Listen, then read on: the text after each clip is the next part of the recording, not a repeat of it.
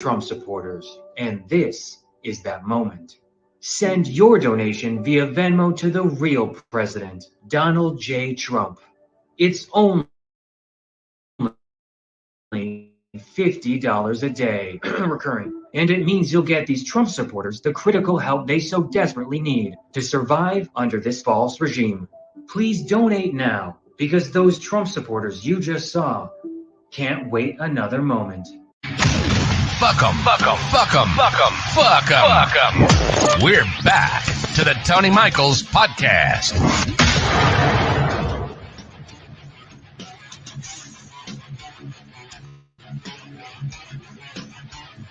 Welcome back to the show. Oh, Grandpa's in the cold courtroom. He's freezing. Someone buy that motherfucker a coat. You think with all that sneaker money and all that Bible money, that son of a bitch could afford some thermal underwear, a thermal diaper, or a fucking coat? You know what I mean? You think he can afford some hot hands? Remember that shit? Hot hands? Yeah, you put them in your fucking pocket and you keep your fucking hands warm. Dumb fuck. I mean, there's all kinds of shit you can do. You know, layer up, right? You just bitching. It's freezing in there. It's freezing in that room. I'm such a little bitch. He is such a little fucking bitch, ain't he? The funny part, the real funny part, is that Donald Trump bitched and moaned and complained and bitched and moaned that the judge wasn't going to let him go to Barron's, his son. He doesn't know his son's name, but he's to go to Barron's graduation. And now this morning, the judge is like, yeah, you can fucking go. Do you think he'll go? 100%, I do not believe that Donald Trump is going to show up at Barron's graduation. He's going to be golfing. And the reason why the evidence that I have for that is that Donald Trump is a piece of shit. One, he's a deadbeat dad. Two, but three, this son of a bitch has been complaining for weeks that he can't campaign because he's got to sit in the courtroom. The 3 days he has where he's not sitting in a fucking courtroom, he wasn't campaigning. He was golfing.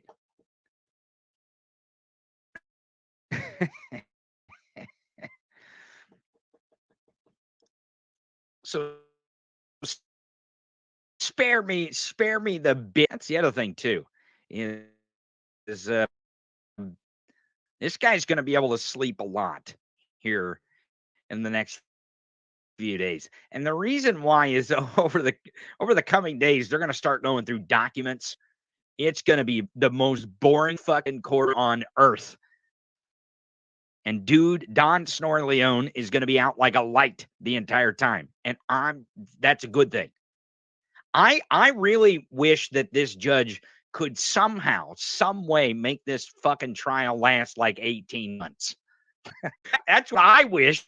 I mean, that's what I'm open for. I could give a shit about the conviction at this point. I think this stupid son of a bitch is somehow going to cop off on fucking felony charges, and he's not going to get fucking charged with them. That's right. That's what I think. That's where I'm staking my fucking opinion, is that he ain't gonna get these felony charges, that they ain't gonna convince the jury of these felony charges. Because this difficult roundabout case that they're trying to make, I think is stupid. They should just go for the fucking gold and get the 1 or 2 felonies and get this son of a bitch. But you know what? If we're going to do this theater, if we're going to do this bullshit, we got to fucking listen to him whine and bitch and moan about how it's cold and how when he shits his diaper, it doesn't stay warm very long. I think that's what he's really pissed off about. You know, he pisses and shits himself, you know? And who wants to sit there in a cold diaper? You know what I mean? A cold full diaper? I mean, if it's a, you know what I'm saying? If it's a warm diaper, it might keep you warm a little bit if you fill it up. But if it gets cold pretty goddamn quick, then you're going to sit there and freeze your balls off while it sits in your dump. You know what I mean? That's maybe what he's bitching about. But if we got him bitching and if we got him sleeping, which honestly, there is no better situation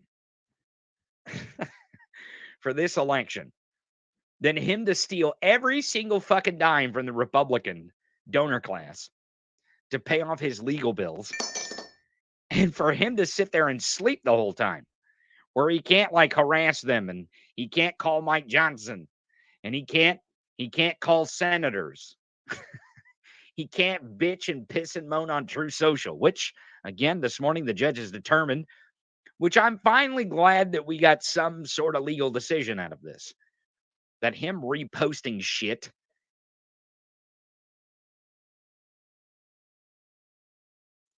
is going to violate a gag order. I didn't think we'd ever see a judge say this. I'm going to be honest with you. This surprised me this morning. One of the most surprising things I saw this morning was that, yes, the judge decided that him at someone else's post is considered violation of the gag order. And I think, again, you're using agent provocateur to violate the gag order, friend. You motherfucker, you.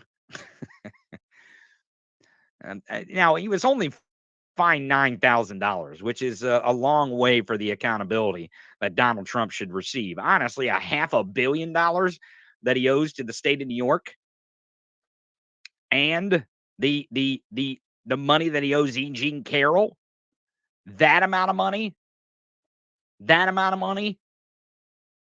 well, that's not even enough accountability as far as I'm concerned. It isn't. It's not near enough accountability for me. I would, if you were putting a dollar amount on the amount of accountability that Donald Trump owes this country, it's every single fucking dime he'll ever have. That's about the amount of accountability that I'm looking for in a dollar amount, not $9,000. Okay.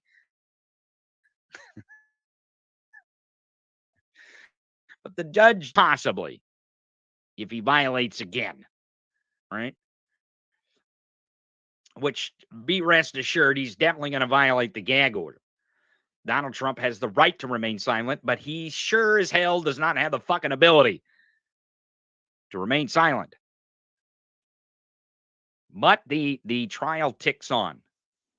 The trial ticks on, and we're getting closer and closer to Stormy Daniels and Michael Cohen taking the stand. And I think that's really where this trial can get sideways.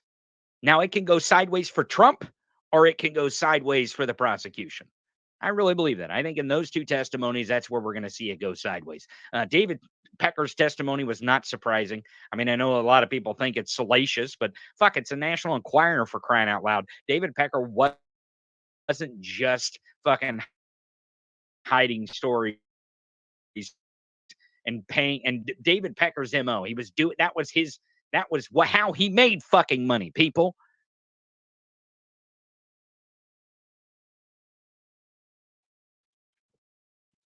But when we get into this testimony between Stormy Daniels and Michael Cohen, I think we will see if this trial goes sideways for, if it does. I'm hoping it doesn't. I hope that he can catch every single charge.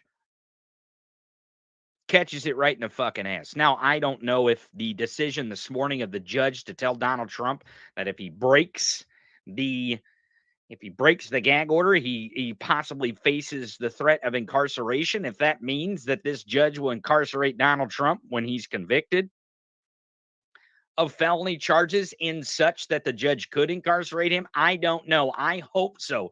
Who the fuck does not want this piece of shit to serve a few months at Rikers? I mean, that is the exact institution that I want Donald Trump to go to. That pile of fucking trash. That piece of shit.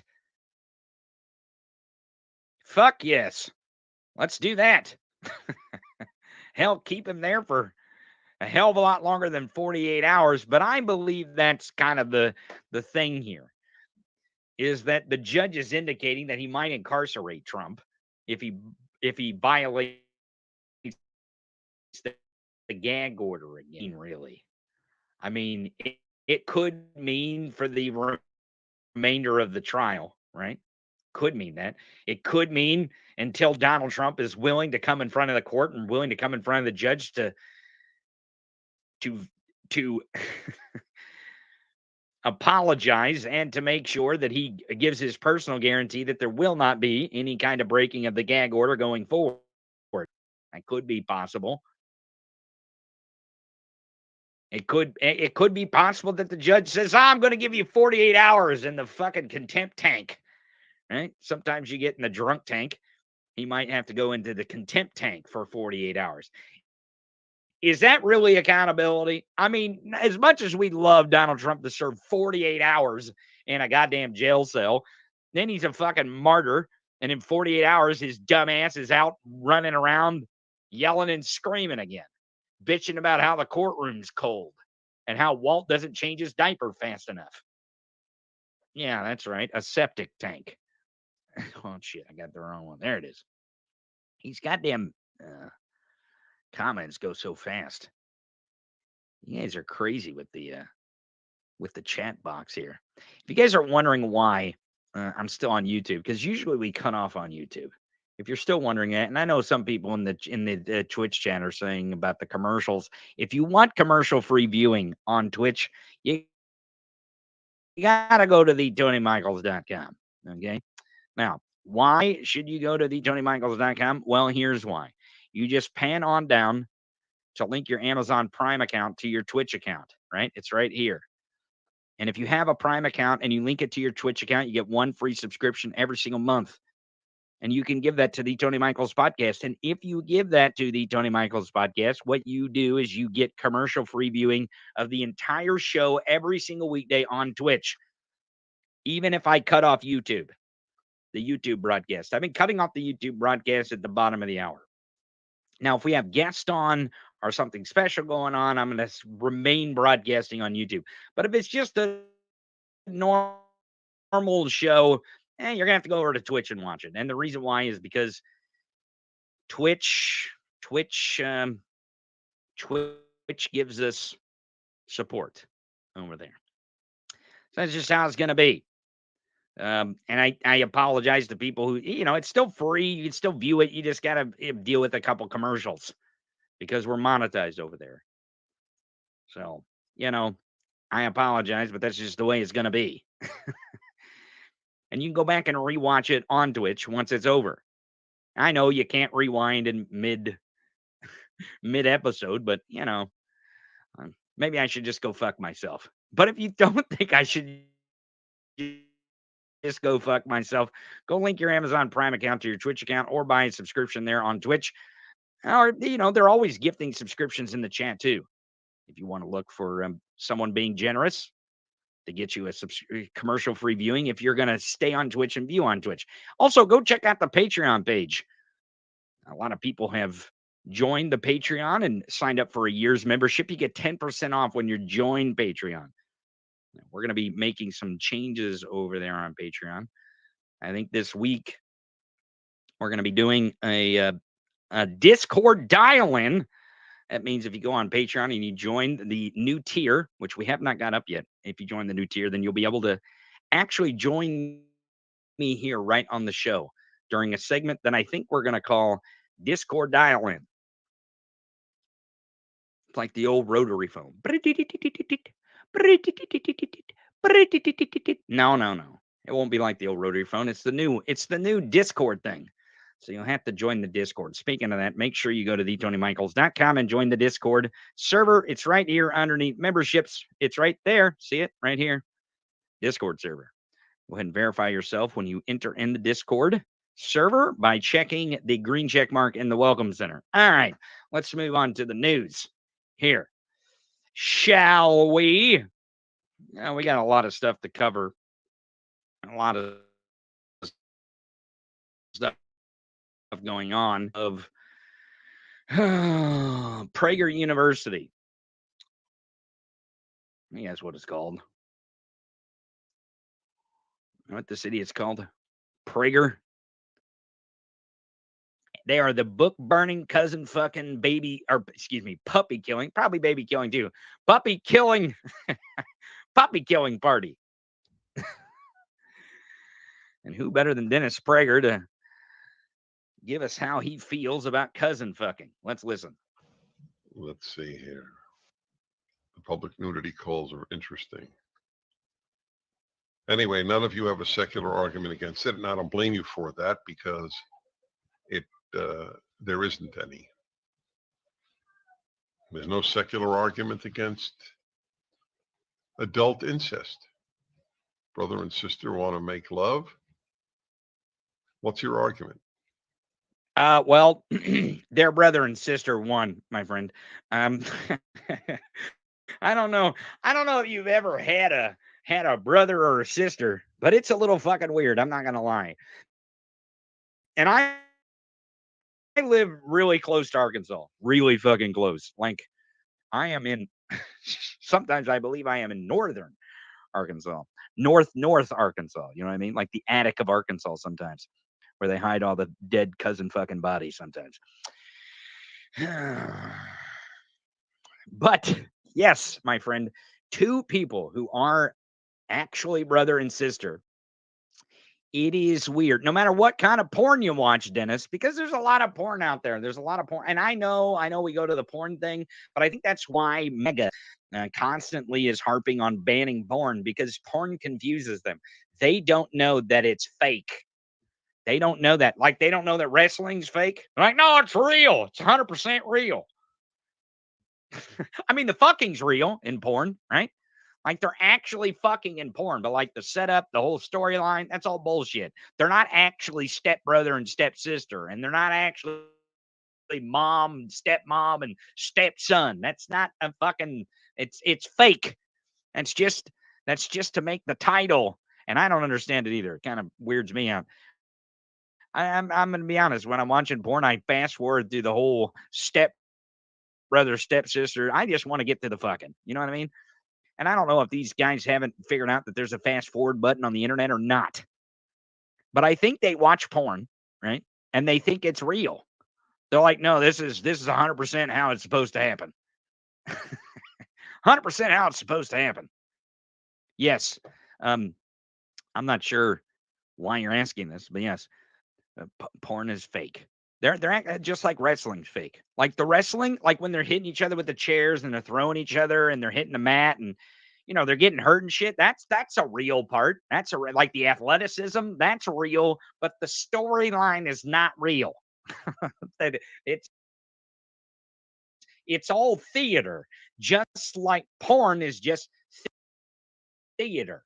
It's not real. They're not actually brother and sister, Dennis.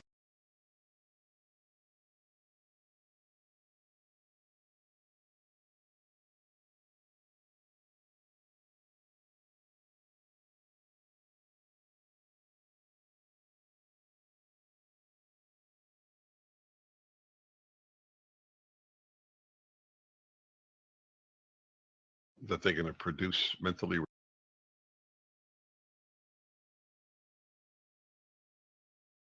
retarded offspring? It's nonsense. It takes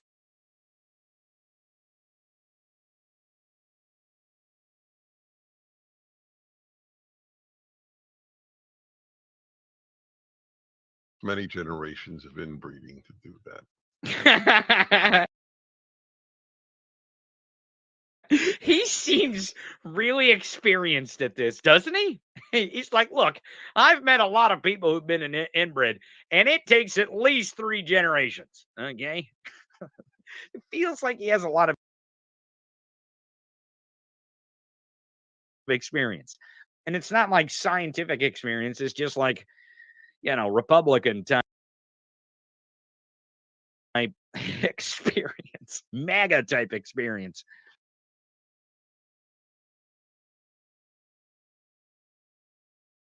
There is no secular argument against adult consensual incest. There's a religious argument. Sex cannot enter family life. Oh, fuck. Here we go. So his point here that he's trying to make is that because what Dennis Prager really wants you to believe is that there's no secular argument for anything. The only argument is the fucking religious theologic argument. That's it. That's the only fucking argument that can be made about anything, including whether you can fuck your sister or not. What? I mean, what? Listen, there is plenty of fucking argument to be made why brother and sister shouldn't be fucking each other. Plenty of reasons, plenty of fucking reasons. I don't think is like one of them on the top at the top of the list. I don't know. Maybe I'm fucking nuts. But see, this is what these white Christian nationalists do. This is what they do is they take some sort of fucking issue that's weird as shit and they twist it around to tell you what you can and can't do. Now look, in Tennessee, they're trying to pass a bill where you can marry your first cousin. You can fuck your first cousin. And I'm really, honestly, not going to go around telling people they can't fuck who they want to fuck. I'm not going to lie. As much as it seems a little weird that you'd want to fuck your first cousin, and I think that's where the boundary kind of is of what we do in society. And I'm not talking about whether we let you fuck or not, just how we treat you. You know what I mean? Like, oh, yeah, you definitely can believe and do that crazy shit over there. We're just not going to invite you into normal, typical situations in society. And it's going to be a thing, okay? Like, you have the liberty to do that. You just do not have the freedom to participate with the rest of us in normal walking around places on Earth. Whoosh. And act like, and we have to pretend like you're normal. Listen, if you want to fuck your sister or you want to fuck your first cousin, great, fine, more power to you, I guess. But I'm not going to tell you that's normal. It's not normal. It's not a thing that most people decide that they're going to do. But who am I to tell Dennis Prager if he wants to fuck his sister wife or not? It's a big taboo. See, people think that we could live without the greatest source of wisdom and morality in the history of the world, the Bible. That's what they think. Oh, we know that. Even some secular conservatives think that. They don't realize they're living on the fumes of the Judeo-Christian value system. But if you... That's Trump's farts you smell. Those fumes of the Judeo-Christian value system, those are Trump's farts you smell. Ultimately extract those flowers from the soil that nurtured them. Oh, fuck me. Those flowers will wither and die. Oh, Jesus Christ. I don't want to see that happen. That's why I'm working so hard on this. That's why he's working. It's why he's working so hard. It's why he's working so hard to tell you why you can fuck your sister. And there's no sick good argument against it, but so if you want to fuck your sister... What? Oh, my God. This video is 2 years old. This video is 2 years old. I showed this 2 years ago. I don't know what I said then. I have no idea. Probably the same shit I'm saying now. But it's weird shit that Dennis Prager and the Republican Party are sitting around postulating whether they can fuck their first cousin or their sister or not. It's weird stuff. It's weird stuff. It's weird shit that you want to institute in the law that you can fuck your sister. It's weird shit that you want to put in the law that you can fuck your first cousin. It's weird stuff. Weird. It's almost as weird as their hyper focus on children's genitalia. Almost as weird. Not quite. But it's fucking weird that these people are sitting around coming up with this commentary this way. What's even weirder is that it circulates. Like when they say this shit, it just circulates. You know what I mean? It fucking marinates and then, well, let me prove it to you. Here is Jason Campbell's original tweet of this. Here's his original tweet. And it's from October 12th, 2022. There it is, 10:51 a.m. in the Central Zone. Now, at the time, this got, 3,000 likes, 3,700 repost. But I showed this on my show back then. It's a thing we did. I think me and Gabe Sanchez sat and commentated on this video. It's a thing that happens. Book burning. Book.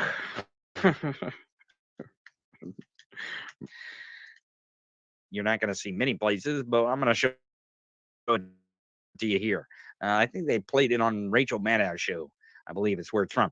Anywho, Right Wing Watch does a fantastic job, and more of these clips are coming to the forefront because of shows like ours that are featuring these white Christian nationalists and the dangers of these even though you don't really know who these motherfuckers are. Now, we've featured these feckin' assholes here on the screen on the show before, exposing their bullshit. And I'm going to do the same thing today. And you notice how they have the fucking clock behind them, all these prophets that are always making prolific statements, guessing what's going to become of the world. And they have these clocks behind them so that they can prove that they said it when they said it. It's fucking weird. Maybe I should put one behind me, like a clock, like right here. That way there's proof that Tony said this at this date and this time. The fucking email God lady, she's got one too. But I want to give a shout out to Right Wing Watch because more and more of their content is actually leaking into the mainstream. And I've been yelling and screaming for the last 6 months, 8 months, probably longer, that these clips should be going not just viral on the internet, but they should be fucking headline news. They should stop fucking with the Trump crack and showing the country the reason why we're in such fucking dire straits. So Right Wing Watch is one of the people at the forefront in this fight to do the work of finding these scumbags and keeping tabs on them and exposing them and providing the content for people like me to show my audience. And it's a joint effort into exposing white Christian nationalism in this country. The actual disease that is rotting the brains of MAGA. Because Trump is just a symptom of that venereal disease we call white Christian nationalism. And there's no really better example of it than this here. Watch. Been shown to us over and over and over that he was the winner. But here's the deal. If you understand the media operates the way it's been, the media is the false prophet of the book Revelation, which it means it's just taken over. It's like Goliath has taken over the sound waves, and you're supposedly supposed to apologize and repent. If the false prophet, it's when I get excited apparently or something. Look, there's bubbles on the screen, George. Oh, George, there's bubbles on the screen. There's bubbles. All right, keep going. If the false prophet, if you disagree with what the false prophet is saying, which is false media, something, so we're going to go with them. And if you disagree with them, then therefore your prophetic word, ridiculous stuff on its face. Okay, so if they, what he's saying, what they're saying here, okay, is when they made, because they claim to be prophets, right? So they're predicted that Donald Trump would win. I showed you another goddamn clip of some asshole that was talking about how Trump won and he made a prolific prediction because he's a prophet, and then it didn't come true, and the media is saying it didn't come true, but that's from Trump, and he actually won, is because it's all a lie. They're the false prophet. We're the actual in their pockets. Different kind of prophet. Because it's all prolific statements for prophets. And I'm talking about prophets for profits. Boy, that's an organization. I bet that's a satirical organization we could come up with. Here at Prophets for Profits, we're for the money going in your pocket, regardless of how you're prolific. Your prolific statements turn out or not. Here at Profit for Profits, we protect our members. I don't know. You could probably run it. But this is what they're saying. These two fucking assholes are saying that they are making prolific predictions And that the reason why they're not coming true is because the media is reporting false prolific predictions, which the media is not predicting anything. They're reporting on what happened, you stupid fucks. Oh my God. The media's job is not to predict what is going to happen. That's why polls suck.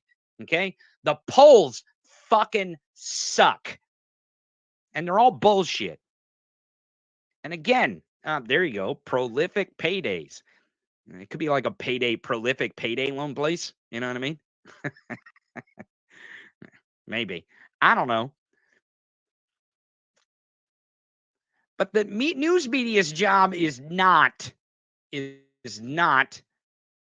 make prolific statements or predictions on what's going to happen. They can postulate on different things that could happen based on the prior past circumstances. Make a prediction. Their job is to report the facts so that you know what happened, so you can carry around the truth with you. You fucking dummies. It's one reason why the media sucks, because I'm not going to disagree with them that the media sucks. They suck at their jobs because the media, to some degree, think that their job is to not only make prolific statements, but to change the landscape. It is their job to push to make change. It's not their job. I mean, if you want to know the truth, get in real close. Get in real close where you can hear me, because this is a big secret. It's not just the mainstream media and the right-wing media, but it's also the independent media. Their goal is the same goal as these guys. Profit. Profits for profits. That's right. You listen to media every day that tells you, oh, this is good. Oh, yeah, he's definitely going to go to jail now. Yeah, Donald Trump is definitely going to he's going to go to trial in March. 100%. He's going to be on federal. He's going to be 14th. He'll be 14th. A lot of people think it's their job to be profits for profit, even on the left. I'm just saying, just pointing out, just kind of giving you a heads up. But I want to thank Right Wing Watch for giving us these clips.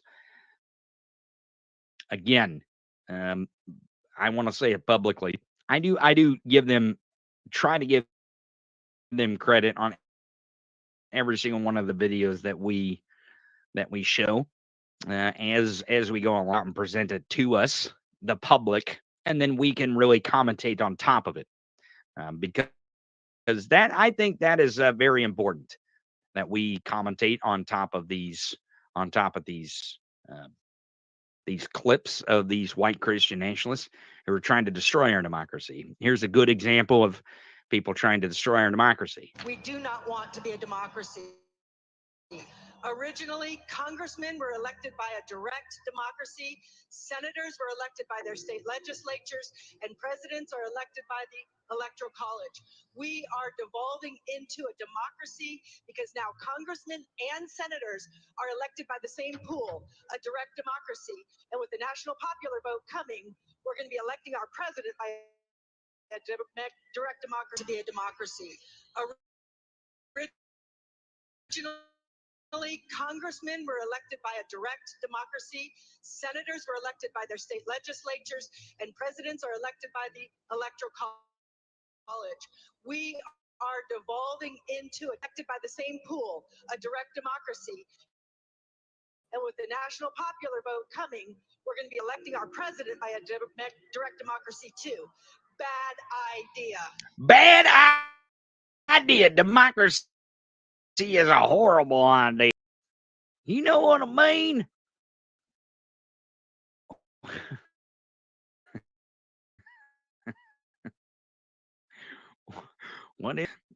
What's the fast forward thing? Is this like Turncoat Tony yesterday when Matt Gatz was calling me Turncoat Tony. Is that what this is? Oh, porn. Oh, I'm fast forwarding through porn. Oh, yeah. Okay. All right. Apparently, the laboratory has found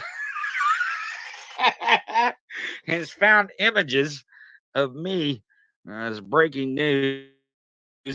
These are images of me. Here's one image here of me of Turncoat Tony fast forwarding through porn. He's turned his back on watching the entirety of the video, and he's going to fast forward. There's some more images here. Hang on. Here's me obviously sitting at this desk. You can see here that this is clearly me sitting at this desk, fast forwarding through porn here, because there's another one there. But, I can't sit and watch the whole thing, right? I don't want to watch the fucking sister fucking thing, the stepmom fucking thing. Okay, I want to fast forward through, and I want to make sure that I get to the good stuff. What are these posters on the background here? In the I have blue eyes too. I don't know how accurate these images are, but actually sitting watching porn, I guess.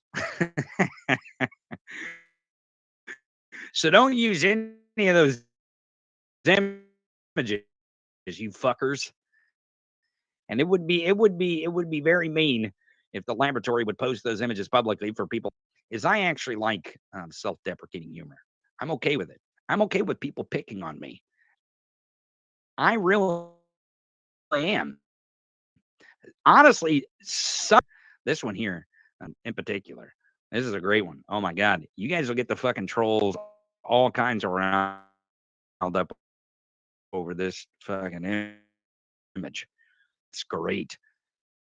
Because I used to be a kind of a chubby dude. I mean, I'm still kind of chubby. I'm not gonna lie. Like I'm fluffy. You know what I mean? Well, maybe not fluffy, but I'm chubs. Right? I got some chubs going still. I'm working on it. I'm fucking working on it. I promise. I'm trying my best. But when I do get stoned, I have to be honest. I really like fucking candy. I'm a sucker for candy when I get stoned, and I just like eat a whole bag of cherry sours. You know what I mean? Oh my God. And by the time I'm done, I'm like, I want another fucking bag. So there's that. So I'm working on it, but I'm not as chubby as I used to be. But this does bring back, the good old days when I was a little heftier, if you want to say it that way. Husky? Is that a good word? Husky? Oh, fuck. I'm working on it, I promise. Maybe I should make that part of the Patreon too, where you guys following me in my journey not to have Dunlap.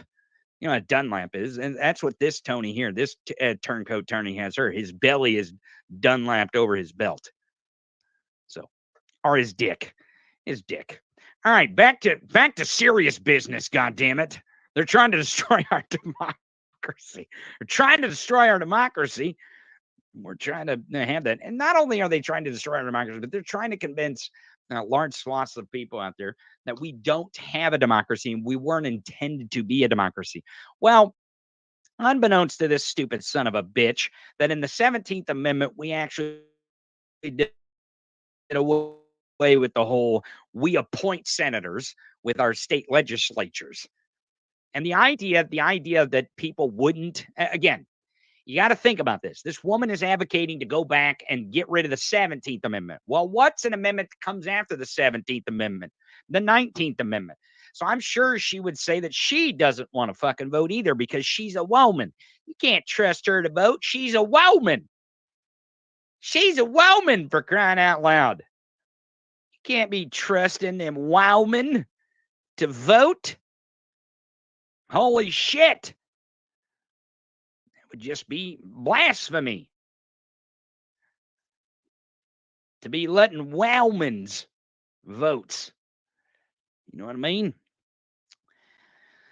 But, it always falls deaf ears on these son of a bitches. I was on Hal's show last night too, and I don't mean to skip around, but I do want to point this out since we were talking about porn and fast forwarding through porn and Dennis Prager's little rant there on how he wants to fuck his sister. That's what I think he's saying. I think Dennis Prager is saying that he wants to fuck his sister. I don't know how many sisters Dennis Prager has. I'm not really sure. I have no idea. But I think he's saying he wants to fuck his sister. But these guys are terrified of porn. And it may be because they believe that porn is real. That may be where they're at. Now, you guys have heard of, I think his name John McAtee?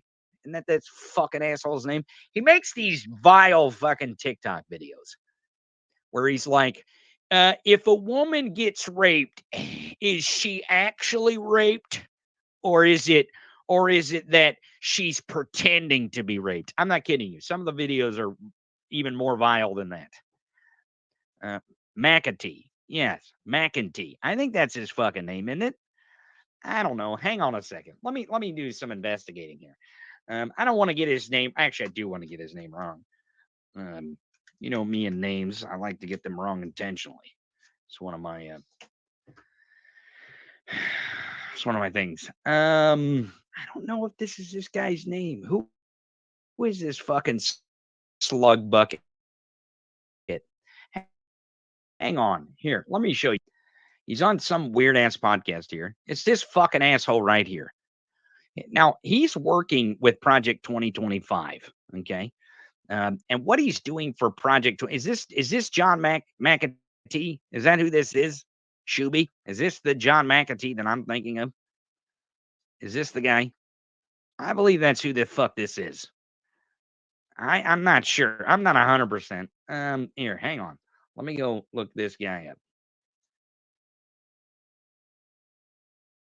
Because I think that's who this guy is. He's John McEntee, and he has and he was actually in the January 6th select. Yes, that's him. This is him. Here, let me show you him here on his deposition for the select committee. I don't know if you guys will be able to hear this or not. I don't know how good of a clip this is, but let's listen. Sadness over the violence? No, I mean, I think he was shocked by, it getting a little out of control, but I don't remember sadness specifically. Oh, yeah, he wasn't sad. Trump wasn't sad. Fuck, he wanted the violence. You know what I mean? You know what I mean?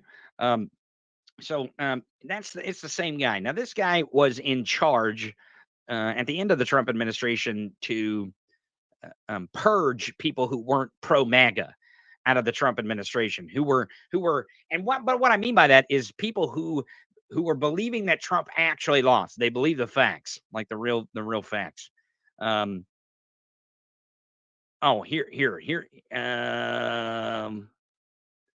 Yes, here's this fucking asshole. Here he is right here. Here he is. Let's watch this. Since it's January 6th, I just have a few questions about how insurrections work. Do the police usually... What about erections? Do you have questions about how erections work? Because I would assume that you would have questions about that. But go ahead with the insurrection thing. Let's hear what dumbass shit you have to say. Let the people in as they try to overthrow the government? And do terrorists always walk through the rope and stanchion as they defile the seat of democracy? Also, do insurrectionists usually come unarmed? And is there always a tour guide? He's so funny with his lies, isn't he? Fucking asshat. Yes, that's this guy, John McAtee. Guess what? Guess who is in charge of staffing our government for Project 2025? That asshole. That's right. That motherfucker right there. That motherfucker right there is the one in charge of staffing Trump's administration for Project 2025. That's who's in charge of it. Who was in charge of purging the Trump administration of the people who believed that Donald Trump had actually lost, because he did lose. That's who this guy is. Now listen to what he wants to do with porn. Take a listen. I work for the Heritage Foundation on their Project 2025, which is in charge of staffing the next administration should Trump win. What he wants to do is he wants to round up a bunch of fucking Nazis and know who the Nazis are. That way they can install the Nazis into our bureaucracy. That way it's a Nazi fascist state. Yuck. All right. Keep going. You know, there are things that have made it how do I say it without saying the Nazi part out loud? Let's see. How do I say that without saying the Nazi part out loud? Let me see. Keep going. I don't want to say this. Get your fucking thoughts together. Fuck, like banning pornography. Yeah, let's go with that right? one. Like yeah, let's go with that one. Banning pornography. Let's do that. Let's do that, Johnny boy. Let's hear how you feel about pornography. I'm sure you jerk off to enough trans porn for all of us to fucking jerk ourselves off into a coma. But go ahead. That has created such a culture of like hypersexualization in men where they don't want to settle down, where they think they can have Oh my fucking God. I can't even believe that this fucking little shit here, is everything that happens is a victim to men.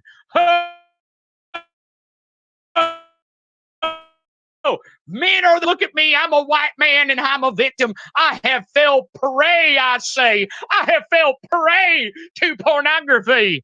Get the fuck out of here with this nonsense. What the fuck are you talking about?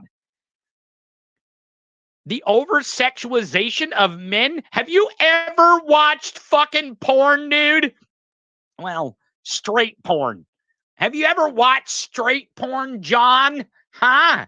The over-sexualization of men?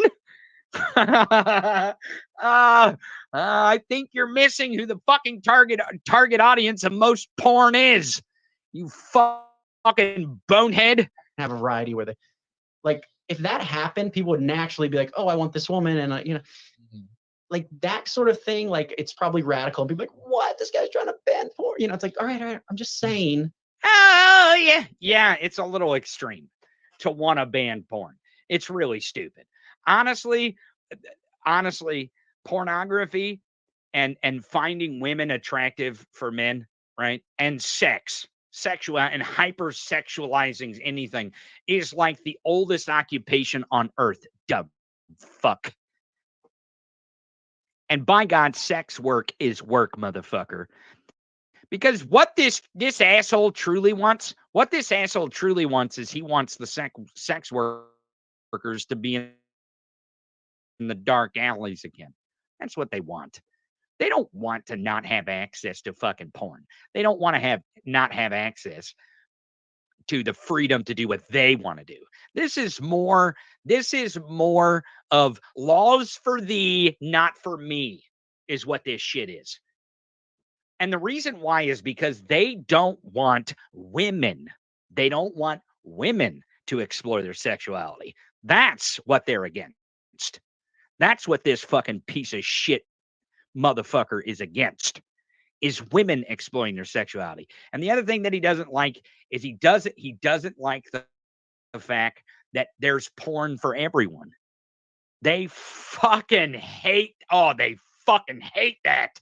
That's one thing they fucking despise, is that, whoa. You mean I go to a porn website and I start scrolling and all of a sudden I see a really hot woman, I click on that porn and I'm jerking it like I'm beating it like it fucking owes me money, and I'm ready. Oh, by God, I'm ready to come.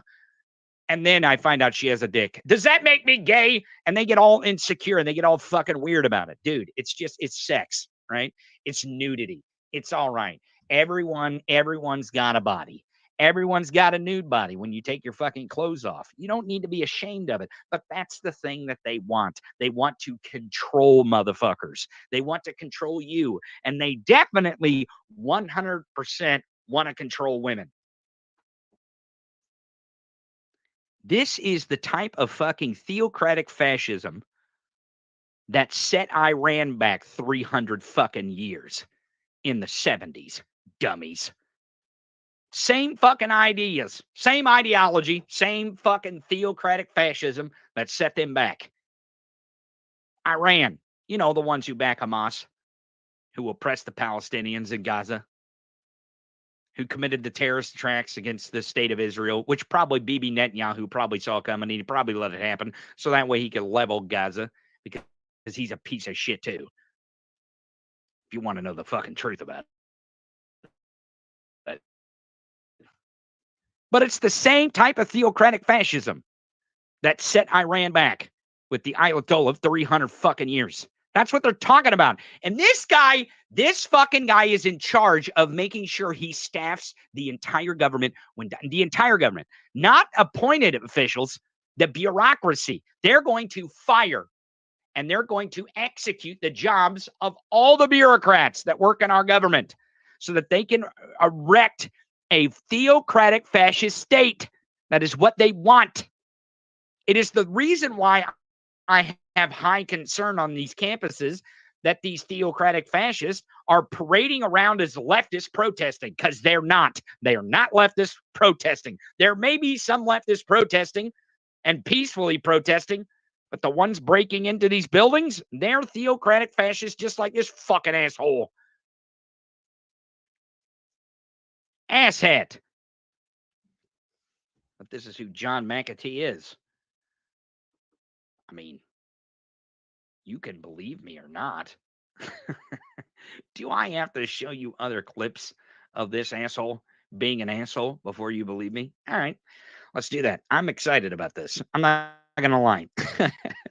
I'm really excited if I can find some videos here of this asshole making TikToks. You're going to love this guy's TikToks. Oh, my God. You're going to love him so fucking much. He is such a scumbag asshole. Like, just fucking repulsive. Just repulsive. Here, let me show you this. Here's the guy. Here he is. There you go. Here's another one. And he's always eating.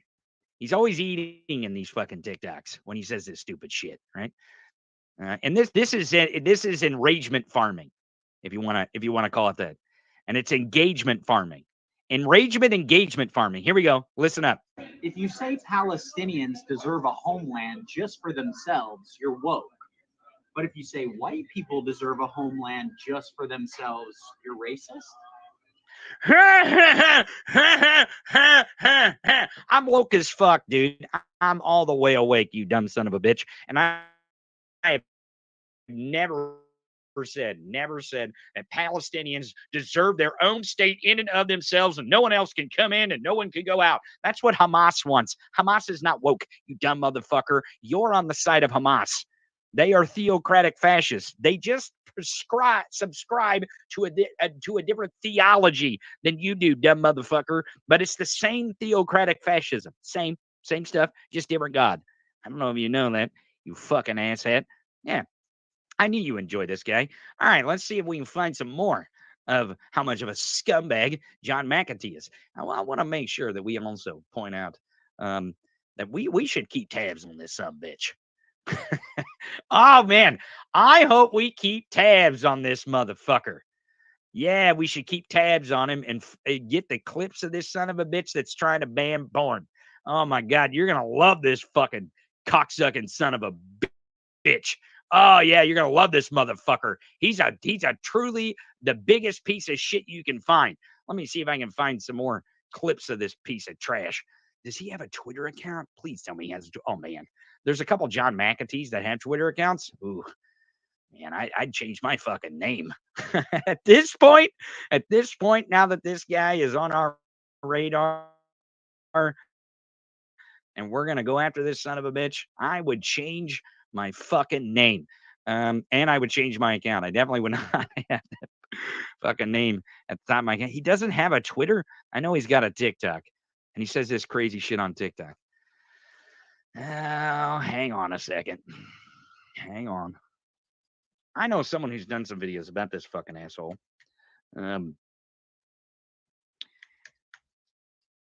Tizzy Entertainment has done some videos about this guy. Let me see if I can find a video that he did about him.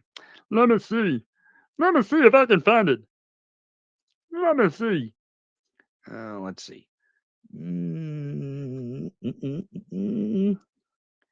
How do I search? Ah, fuck. I totally want videos of this son of a bitch now. Here we go. All right. I'm getting loose on the fucking videos. All right, let's do this. Let's put a pin in this and let's find some videos. Let's get the audience involved here. Find the best fucking videos you can find of John McAtee being a complete fucking dirtbag. Just a fucking dirtbag of dirtbag. I mean, I'm not really offending dirtbags when I'm saying this. Go out and find your best John McAtee video. Grab that link, wherever that link is, and go put that shit in Discord. That's right. Go put it in the fucking Discord. Go to theTonyMicheals.com, join the Discord, go put those fucking links in the Discord, and your clip that you find that you scoured the internet for just may get played on this show. And I'll give you credit if we play that clip. And we going after that some bitch. John McAtee. What a band porn. What an asshole. All right. I wish I had access, like at my fingertips, to the clip of I showed it a while back where this incel type dude is talking about how when you watch porn, it makes you start watching more porn. And then when you watch more porn, you start to see the dicks in porn. And then you start to like the dicks in porn. And then you start to watch gay porn. And then you start to watch gay porn, but you start to watch trans porn. And then it makes you start to realize that you're gay. And he thinks that porn makes you gay. He thinks that porn makes you gay. All right. So let's go to, yeah, fuck it. Let's go to the courtroom. Let's see what Grandpa Icebox said this morning about the courtroom. Let's listen to him, bitch. So I'm going to go into this trial. I'm going to sit in a freezing cold icebox for 8 hours, 9 hours or so. Stop breaking the law, asshole. I mean, like, what are you? I mean, dude, just don't fucking break the law. That would be cool. If you didn't break the law, then you wouldn't have to sit in a cold ass courtroom.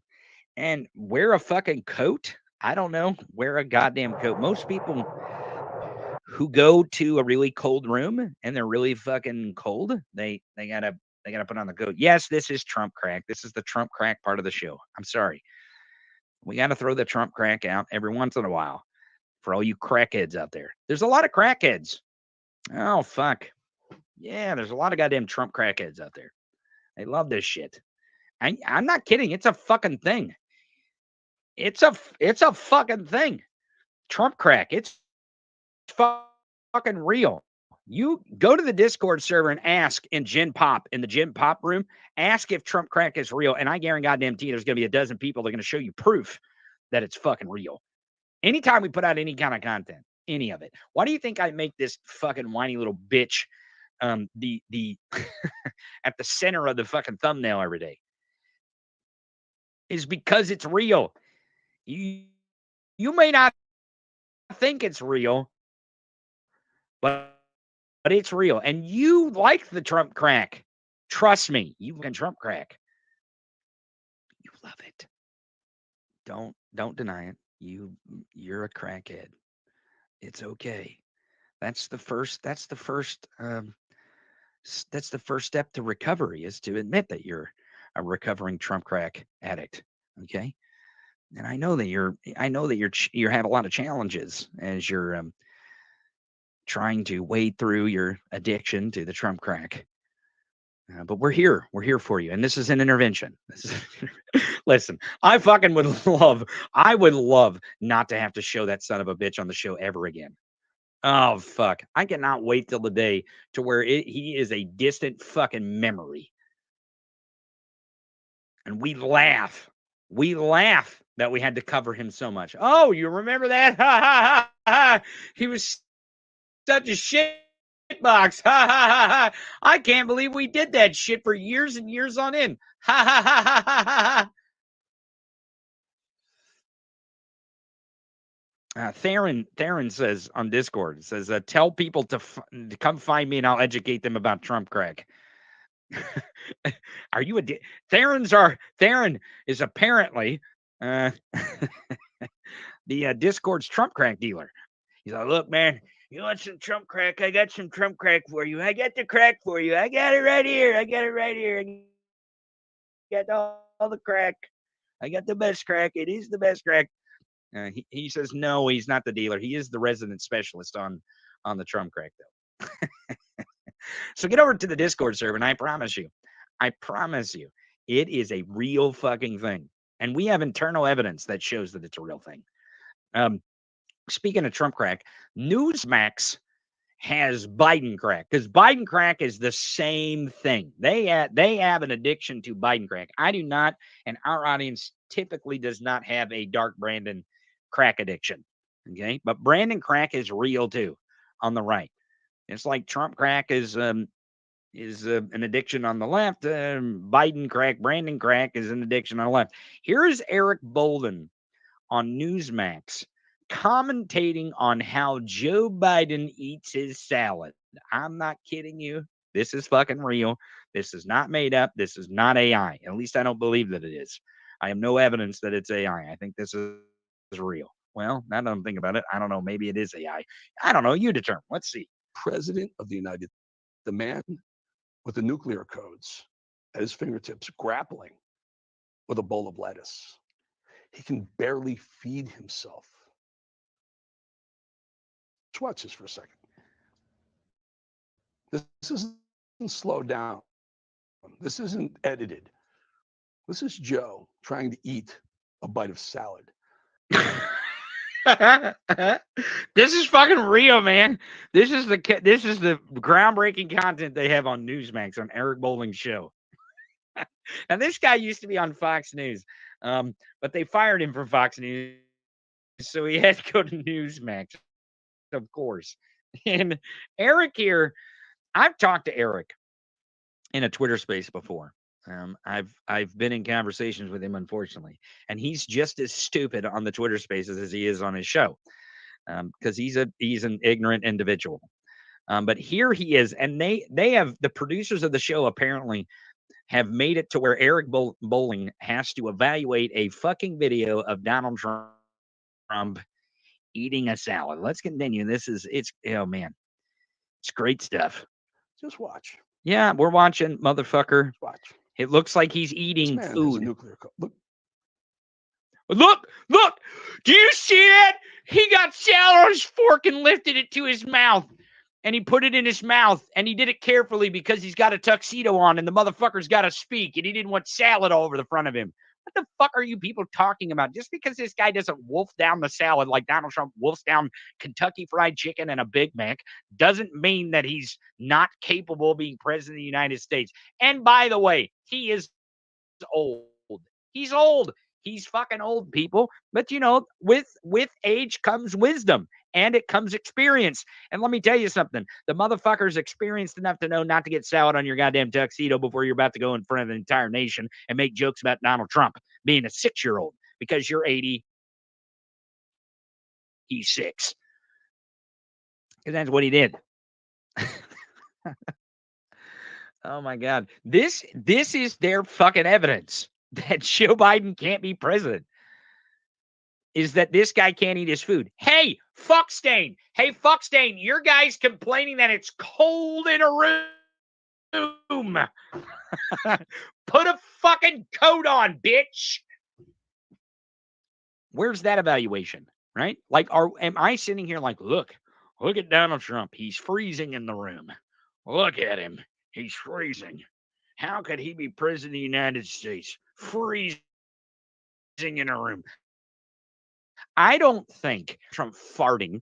I don't think Donald Trump falling asleep to some boring ass fucking criminal trial where he paid hush money payments to shut up a porn star, speaking of banning porn, because his porn star wife was at home with her 10-day-old baby. I don't think any of that disqualifies him being president. I think it makes him a whiny little bitch, and I think it makes people like Eric here fucking hypocrites. But besides that, keep going. That's the president of the United States. The man who's going to push back on Russia, China, North Korea. Are you kidding me? He can't even take a bite of his own salad. He acts like there's like 4 nurses standing around him, spoon feeding him, putting it in a blender so he can drink it out of a straw or some shit. What the fuck are you talking about, man? He's carrying on a conversation with the person next to him. He's trying not to get the shit all over the front of him so he doesn't look like a fucking slob. He doesn't wolf down his food. That makes him not qualified to be president of the United States. Well, you know what? I'm okay with it. I'm 100% okay with Joe Biden being careful when he's eating his salad and his roll. This is real. This is fucking real. They actually did this on Newsmax. Eric, you need to get a fucking life, dude. It's really fucking pathetic. Like, very pathetic.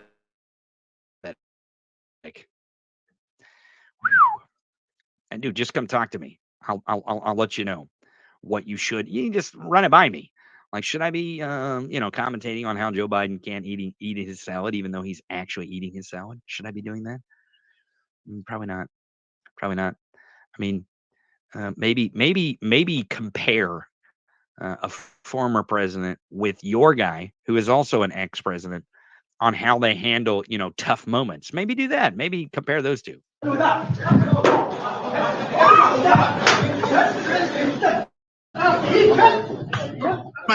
Myself, I know it's not.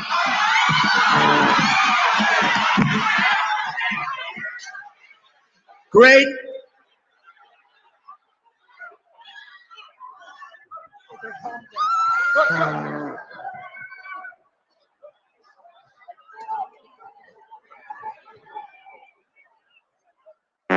Look at him. Look at him. Oh, my God. This was the president of the United States. I can't believe that this is the president of the United States. Look at him. He's so stupid.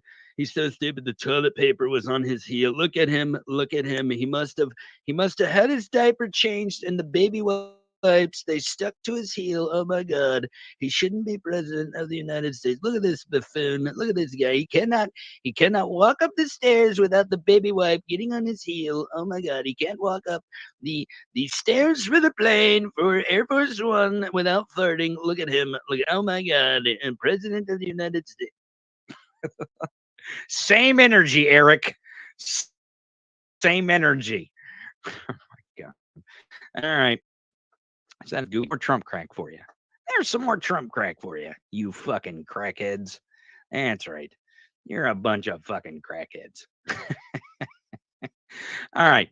I do want to point out our friend of the show, AP. I'm trying to find it here. I thought I had it close.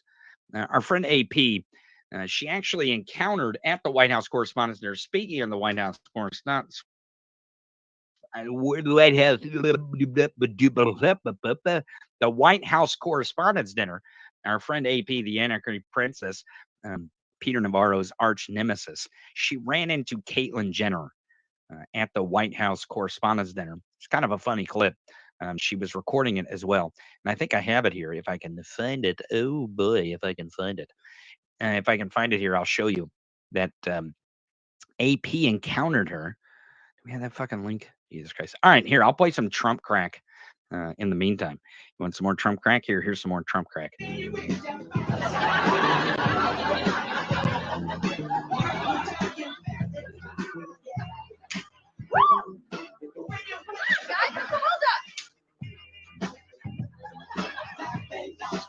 It's always.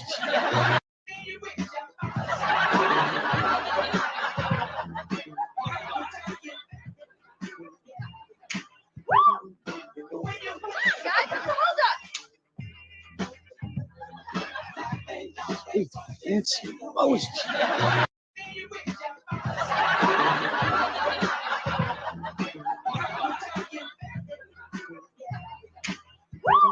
Oh, you getting tired of that Trump crack? Here, I got some more Trump crack for you.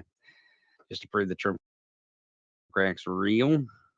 These are some of our hottest videos. I'm dead serious. These are some of our hottest videos out there. And the reason why there are our hottest videos out there is because the Trump crack is real. That's the reason why. Here's another piece of Trump crack. Here, I'll show it to you. Here you go. Here's some more. Stating their physical appearance and ultimately performing surgery. Can you believe this? Stating their physical appearance and ultimately performing surgery. Can you believe this? Stating their physical appearance and ultimately. I can't find this fucking AP. This AP video. I don't know why. Why the fuck am I not finding the link? Someone throw the link in the fucking Discord, if nothing else. Jesus Christ. Why can't I get this thing? I thought we had this on our account. Maybe it was Anarchy Princess that tagged me in it. I don't know. I thought I had it retweeted too. And usually if I got stuff retweeted, it's easy to find because it's right on my feed. I can just put it right on the show. But I'm not getting there. So, all right, we'll move on. All right, we got someone going on here. Listen, if you're going to put it in a chat, if you're going to put a link in the chat, you got to have it in the chat or I can find it easy. That's right. Let's move on. I want to show the fucking AP clip, though. It's funny as shit. But, sometimes you don't get what you want. Speaking of not getting what you want, let's move on here. Speaking of not getting what you want, there's the theocratic fascists, the anti-Semites, who are breaking into university buildings. That's right. They're breaking into university buildings. I don't know what to tell you. This is not my decision to present it this way. They have decided to make themselves not peaceful protesters anymore. Now, this is not a scene from January 6th. Look.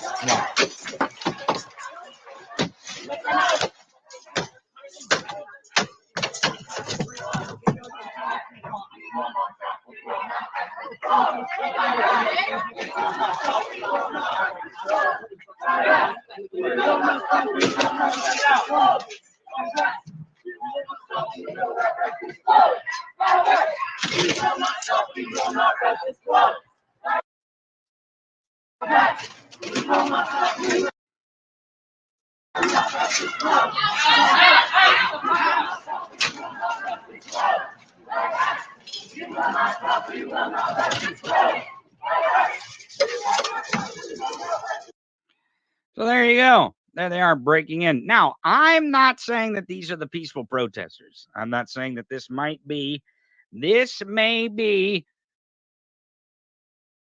the outside agitation that I was talking about earlier. It makes me super suspicious, right? Because of all the anti-Semitism that is coming from this movement, from the protest, right? And the hatred of Jewish people. You are not peaceful, all right? It's not peaceful to be ostracizing and to be calling for genocide for a certain group of people and for them to go back where they came from. It makes me really suspicious that these people showing up at these universities with these head coverings on and stuff, it makes me really fucking wonder who's underneath those head covers. Isn't it you? I mean, I could see neo-Nazis really hating Hamas, right? Mortal enemies. But with the same end, right? They want theocratic fascism. They just want their style of theocratic fascism. These white Christian nationalists want their style of theocratic fascism. They don't want any competition. They can't have competition. Why would you want competition when it came to power and rule? It's the whole point of power in the first place, especially white power. You know what I mean? You don't want that brown power if you're looking for white power. Two different things, you know what I mean? I mean, they're the same kind of shit.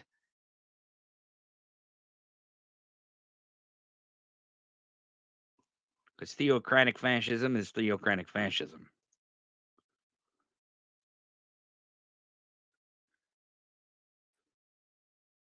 But they are kind of one and the same animal. They are kind of one and the same animal, but they're mortal enemies all at the same time. Listen to this guy. You get up and say you're giving billions of dollars to those people for humanitarian aid, and you think we're not smart enough to know that if you're sitting there and you're a terrorist organization running the Gaza Strip, if you send in $1 billion of humanitarian aid, that frees us up to use $1 billion to do something else. All right. So this is a right-wing pastor.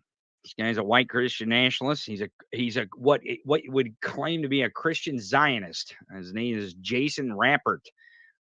He's really pissed off over the fact that U.S. is providing humanitarian aid.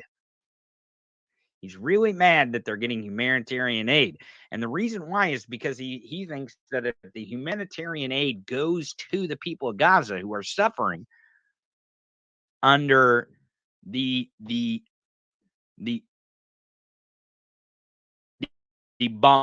bombardment from the fascist Bibi Netanyahu, right? That they're devils somehow, and they're evil. It's evil to give humanitarian aid to children in Gaza. You are lying devils, and you're evil. Yeah. Okay. That money that you put, any money that it is evil. It is evil. You hear that from white Christian nationalists? To save the children, motherfuckers, to give humanitarian aid. To give humanitarian aid.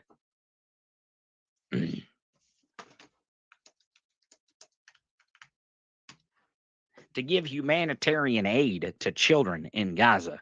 You know, like food, water, that sort of shit. That sort of shit. The tweet was taken down. The tweet was taken down.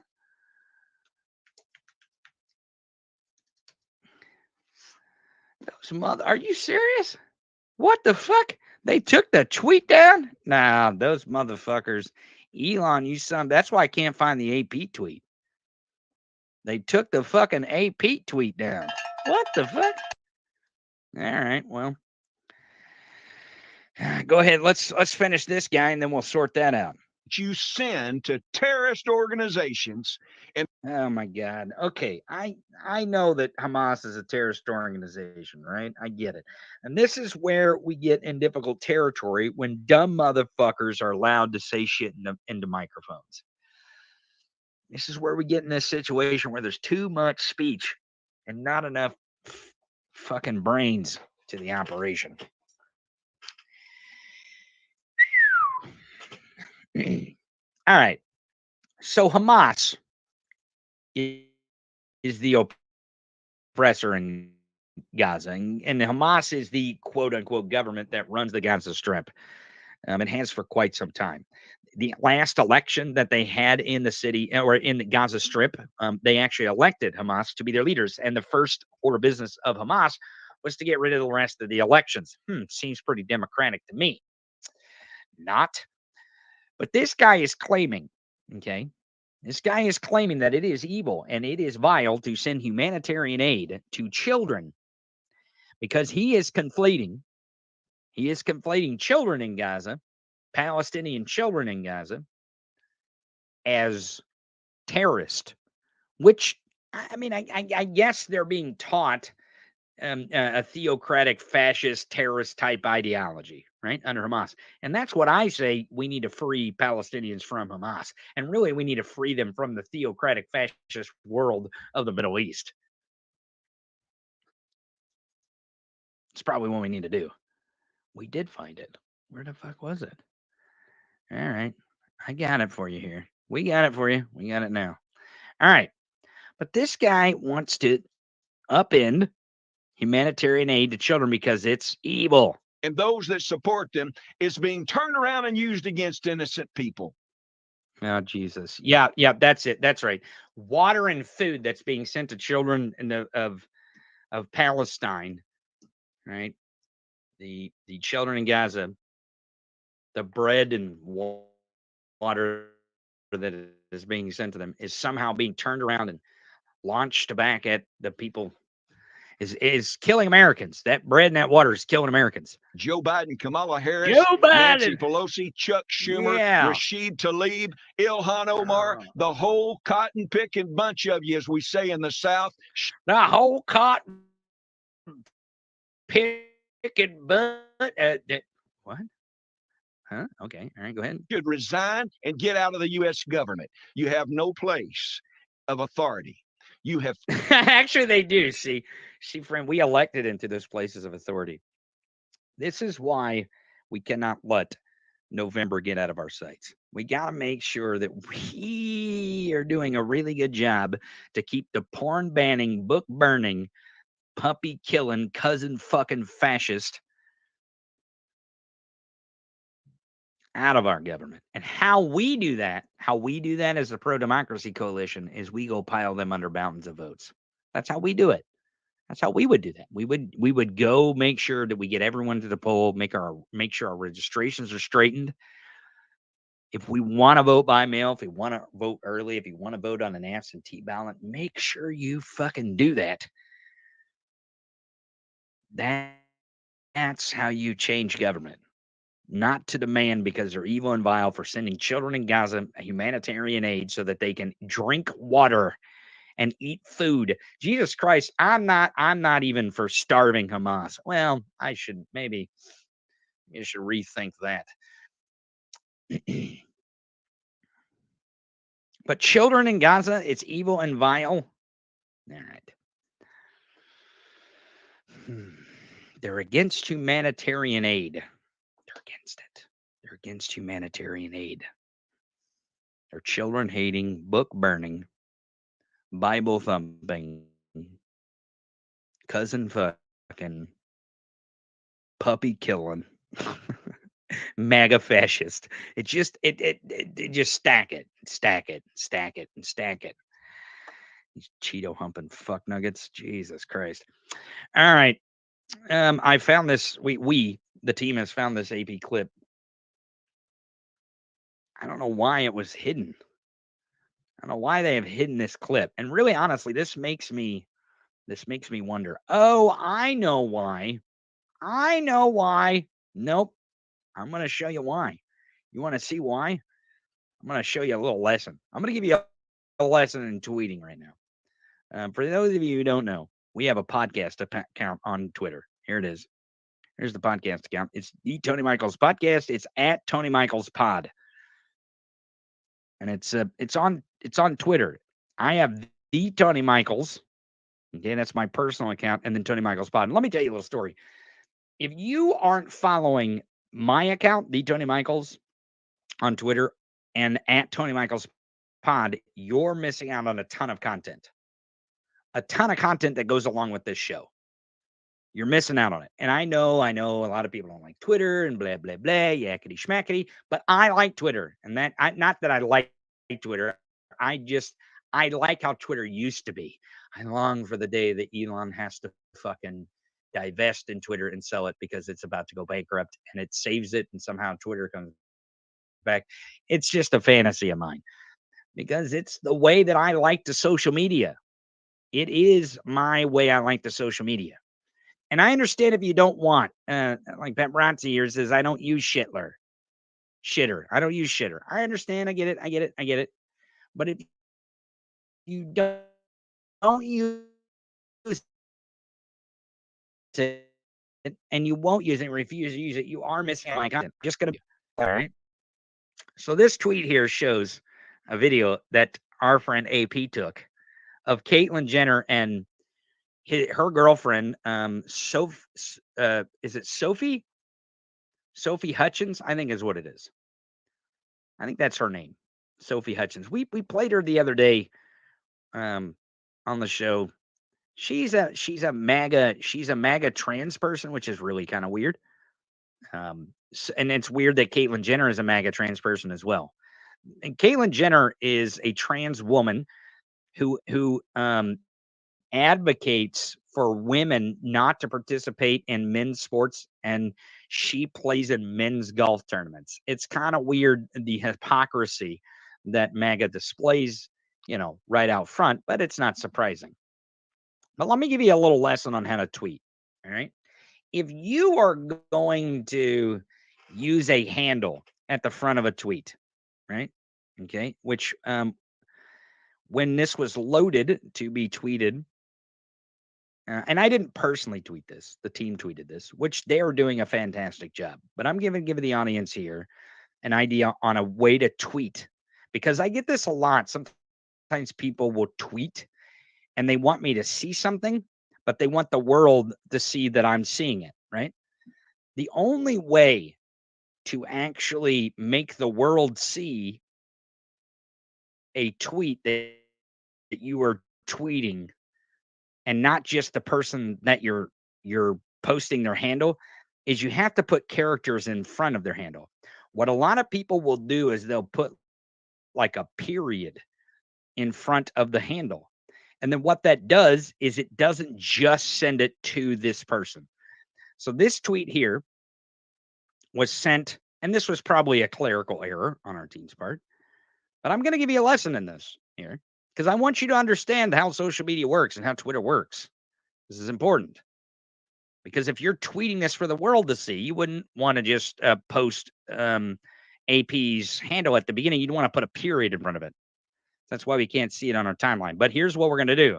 I'm going to go boom and boom and then retweet it. And I'm going to retweet it. That way you can see it on my profile. But here's the video. I'm going to show you the video. This is Caitlyn Jenner drunk off her ass outside the White House Correspondents' Dinner. Here it is. Are you drunk, Caitlyn? I said, is Caitlyn drunk? Drunk. She's stumbling in her huge. Jenner can go fuck herself. Wasted. Please don't kill anybody again. Oh, God damn. Our friend AP handing it straight to Caitlyn Jenner and telling her to stick it straight up her ass. Holy shit. I'm so glad we got that clip. Thank you for the team finding that clip and getting it to me so that we can play that clip.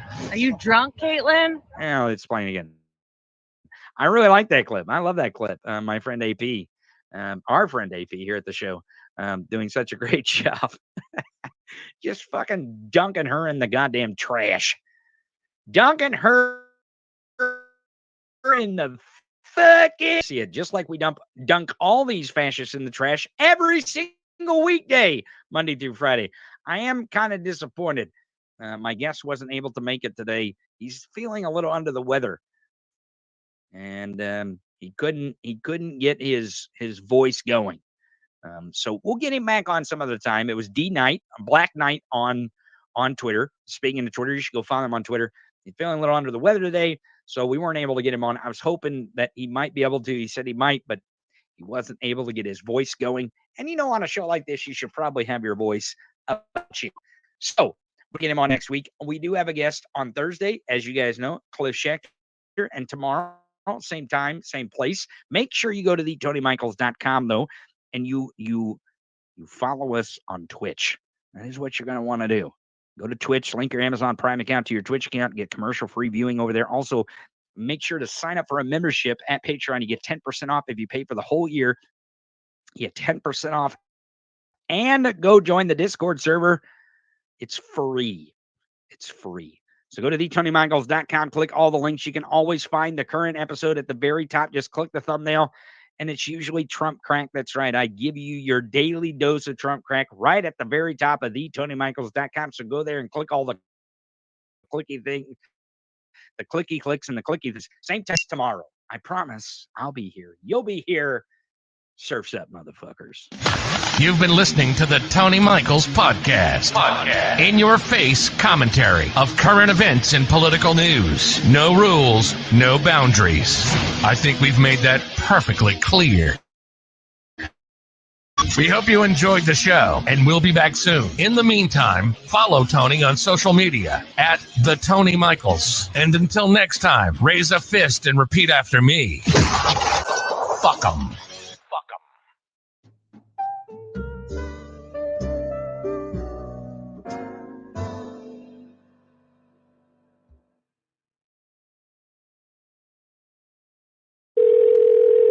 Murphy's Mule Barn, FattAss speaking.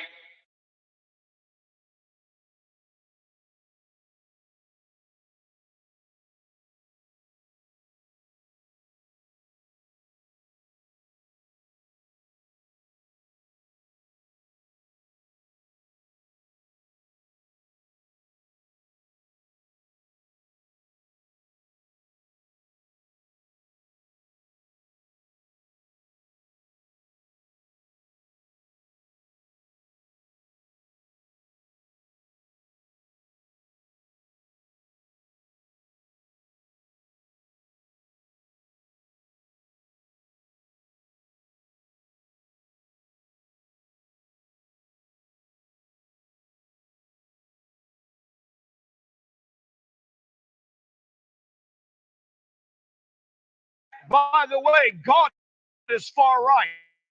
Never forget it. He doesn't just come and say, oh, well, you know what? If you decide two men, you want to be married and you really love each other, I'll give you a pass.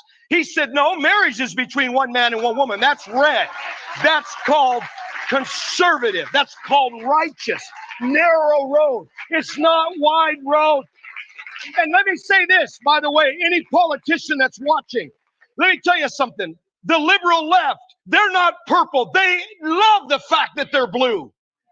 And boy, not just blue, they are dark, black, evil. That the way God is.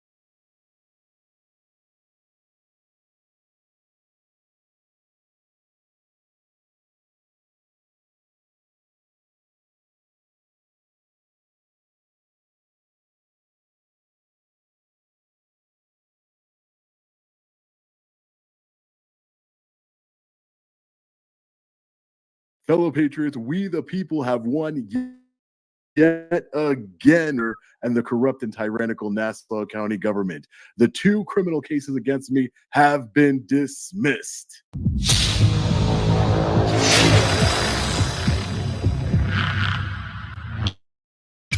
What's up, guys? Long Island Audit here, back again with another video. Today's video is extremely special. Our massive wins in Nassau County. Both of the criminal cases against me have been dismissed. None of this is possible without each and every one of you. Your support means the absolute world to me. This also wouldn't be possible without my friend and attorney, Jacob Uriel. Jacob, how are you? Thank you for joining me today. I'm well, Sean. It's good to see you. I'm doing well. Great, great. So I wanted to just get it right into it. I got my camera footage from the arrest. My property was returned to me. That's a story in and of itself, but that's for another video. So let's take a look at the couple minutes it took for me to get unlawfully arrested at the Nassau County Department of Health and Human Services. Gentlemen, so I normally don't return and do a revisit so quickly, but Officer Keller basically challenged me to come back here, that I wouldn't be able to record and exercise my constitutional rights peacefully. I told you I'd be back. Captain? How are you? Good, how are you? I'm good. I'm good. Sir. Here you go. You might want to read that. What is you're not this? allowed the video here. Are you here It's a to non-public service? forum. You applying today? Well, yeah, I'm here to conduct business, correct. You're applying today? Can I get your name and badge number? You weren't here yesterday. Counselor, COWCER. I got you, Keller. All right. 4223. 4223? Gotcha. So nothing's changed. You're not applying today? Well, I'm here to conduct business, constitutionally protected business, yeah. Well, this is the this is a non-public forum, so you can't record in here. As I said yesterday, okay? Oh, I can record in here for No, sure. You cannot record in here. I can. So I'm giving you a lawful order that you can't. If you're going to continue to record, then What would I be arrested for? Recording? no, you're going to be trespassing. Trespassing without breaking any laws. Yeah, you are. Because it's a public welfare facility, like I told you yesterday. So what is this? Is this a law? I'm not going to get into it with you. Are you going to stop recording, or are you going to leave? Can you tell me what this is? Okay, stop. Play back. So that is the minute and 30-second arrest footage. The rest of the footage, we do have the body camera footage that was given to us as a part of discovery, and I will be sharing that with each and every one of you. As you all know, I was under court order not to share any of the body camera footage I received. I was also under 8 orders of protection from law enforcement and government officials. Those orders have been vacated, and I did receive my property back, as I stated earlier. So let's go ahead, Jacob, and let's pull up the actual order from the court. So this is from the District Court of Nassau County. So there's 2 docket numbers here because there was 2 cases. One where we just watched, I was arrested at the Department of Social Services, and the other one where I was surreptitiously recording inside of the Department of Social Services, and Police Commissioner Patrick Psycho Ryder sent plainclothes officers to my home across county lines, tried to run me off the road, and intimidated my family at my home.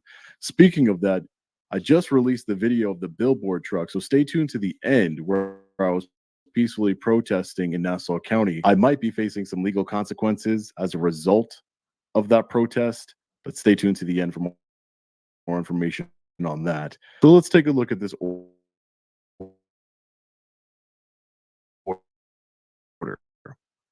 Law 170.3, alleging the instruments are facially insufficient.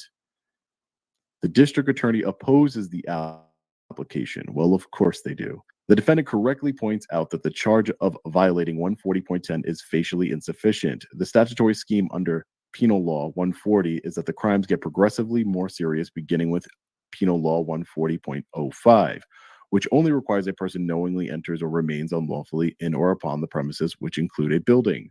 140.10 requires an additional element that the building entered be fenced or otherwise enclosed in order to raise the offense from a violation to a Class B misdemeanor. People v. Moore. Here, the factual allegations do not establish each of the necessary elements to establish a violation of 140.10 in either docket, since there is no allegation that the building entered by the defendant is fenced or enclosed. In accordance with Moore, the accusatory instrument is facially insufficient. Therefore, the motion to dismiss both of the charges of Penal Law 1 is granted. In light of the dismissal of the consolidated charges, the remaining requests for relief are denied as moot. This constitutes the decision in order of the court, so ordered Judge David Goodsell. Shout out to Judge Goodsell for honoring his oath to the United States Constitution and New York State law and dismissing both the criminal cases against me. All right, Jacob, you've been working very hard on this case for the last 8 months. What is your reaction to this decision by Judge Goodsell? Well, obviously, Sean, I think it's the right decision. It follows the law. And I think it also reinforces the idea that for a lot of your audience, that the courts do work. I mean, we have 2 judges in 2 very different counties who both, for slightly different reasons, found that the charges against you couldn't go forward. And to me, that's reassuring that the courts are still acting as a gatekeeper. Right. And together, Jacob and I are 4-0. These are 2 charges that we beat, as well as the two Brooklyn charges. So we are 4-0. So Jacob, you've been invaluable to my defense. I truly appreciate you. You've become a personal friend of mine, very knowledgeable of the law. Practices in New Jersey and New York. If you ever need an attorney, make sure you contact Jacob. Jacob, I just wanted to ask you another question about the order. Facially insufficient. What does that mean? Can you explain that to our viewers? Sure. So when somebody's charged with a crime in New York, there's what's called an accusatory instrument. It's a document that lays out what the charges are. If that document doesn't actually make out a crime, then the case doesn't go forward, right? There's no trial, there are no hearings. The document is facially, meaning just on its face, is insufficient to lay out a crime. And in this case, let me bring that back. Sometimes that happens because the prosecutor forgets to put information that they should have put into an accusatory instrument. In some cases like this one, the prosecutor did put as much information as they had. I mean, they had the accusatory instrument being the criminal complaint. They also had appended a bunch of supporting depositions that were very, very detailed. So in this case, more so than even in Brooklyn, the prosecutor laid everything out. So in this case, it sort of does imply that there is no legal sufficiency to that charge, even granted all the evidence that the DA did get to put in. So it's not like they just forgot something. Question. So therefore, there was no probable cause for any of these arrests, were there? Well, I'll tell you this. Could there have been probable cause for the 140.05? That's still up in the air. But as for what you were actually charged with, I don't believe there was probable cause, no. Right, because I was charged with 140.10. Two charges. Again, just to remind everybody out there, the first one is the video we saw earlier. The second one is when I went back to surreptitiously recording, and Patrick Ryder, the police commissioner, sent his police officers across county lines to pick me up on that warrant, and he was unsuccessful in that. So I told you earlier in the video that I released the billboard video. This has been a great week, very successful week for We the People and exercising our First Amendment rights. More charges have been dismissed. Video, I'll link it in the description, where I did the billboard truck protest in Nassau County. I just want to give you guys a little update on some concerning news. So shortly after my billboard truck peaceful protest in Nassau County, where I was protesting the corruption perpetrated by Patrick Psycho Ryder and his police department, I obtained a copy of this subpoena. This subpoena was sent to the truck driver of the billboard truck. It says, "Greetings, you are commanded to appear before the Nassau County Grand Jury on Thursday, May 9, 2024 at 9:30 a.m. as a witness in a criminal action being prosecuted by the people of the state of New York against John Doe, and that you bring the copies of the following with you: all records regarding the rental, anybody who knew about the rental, was associated with the rental in any way, details regarding payments, a copy of the rental agreement, all information concerning the time and place and return of the vehicle, copies of the driver's license, and all of the personal information that were used to secure this rental." And this was sent to the driver of the billboard truck by Dana Grossblatt. She is the bureau chief for the district attorney in Nassau. She's the one that was handling my case personally. I don't know exactly who they're investigating. I mean, if I had to guess, I would guess me. The only thing we see here is John Doe. So they're investigating John Doe in association with that billboard truck. And I can't confirm whether it's an investigation into me. I don't know who else. It's just me and the truck driver there. I don't know who else it could possibly be. But in the event, I did share this with my attorney as soon as I received it. And obviously, any legal concerns. I'm going to talk to my attorney about them. And if this John Doe is indeed me and they're trying to indict me on some criminal offense, my attorney and I have submitted to the district attorney a notice to testify at the grand jury. So we will be there on May 9th in the event that this criminal investigation is into me.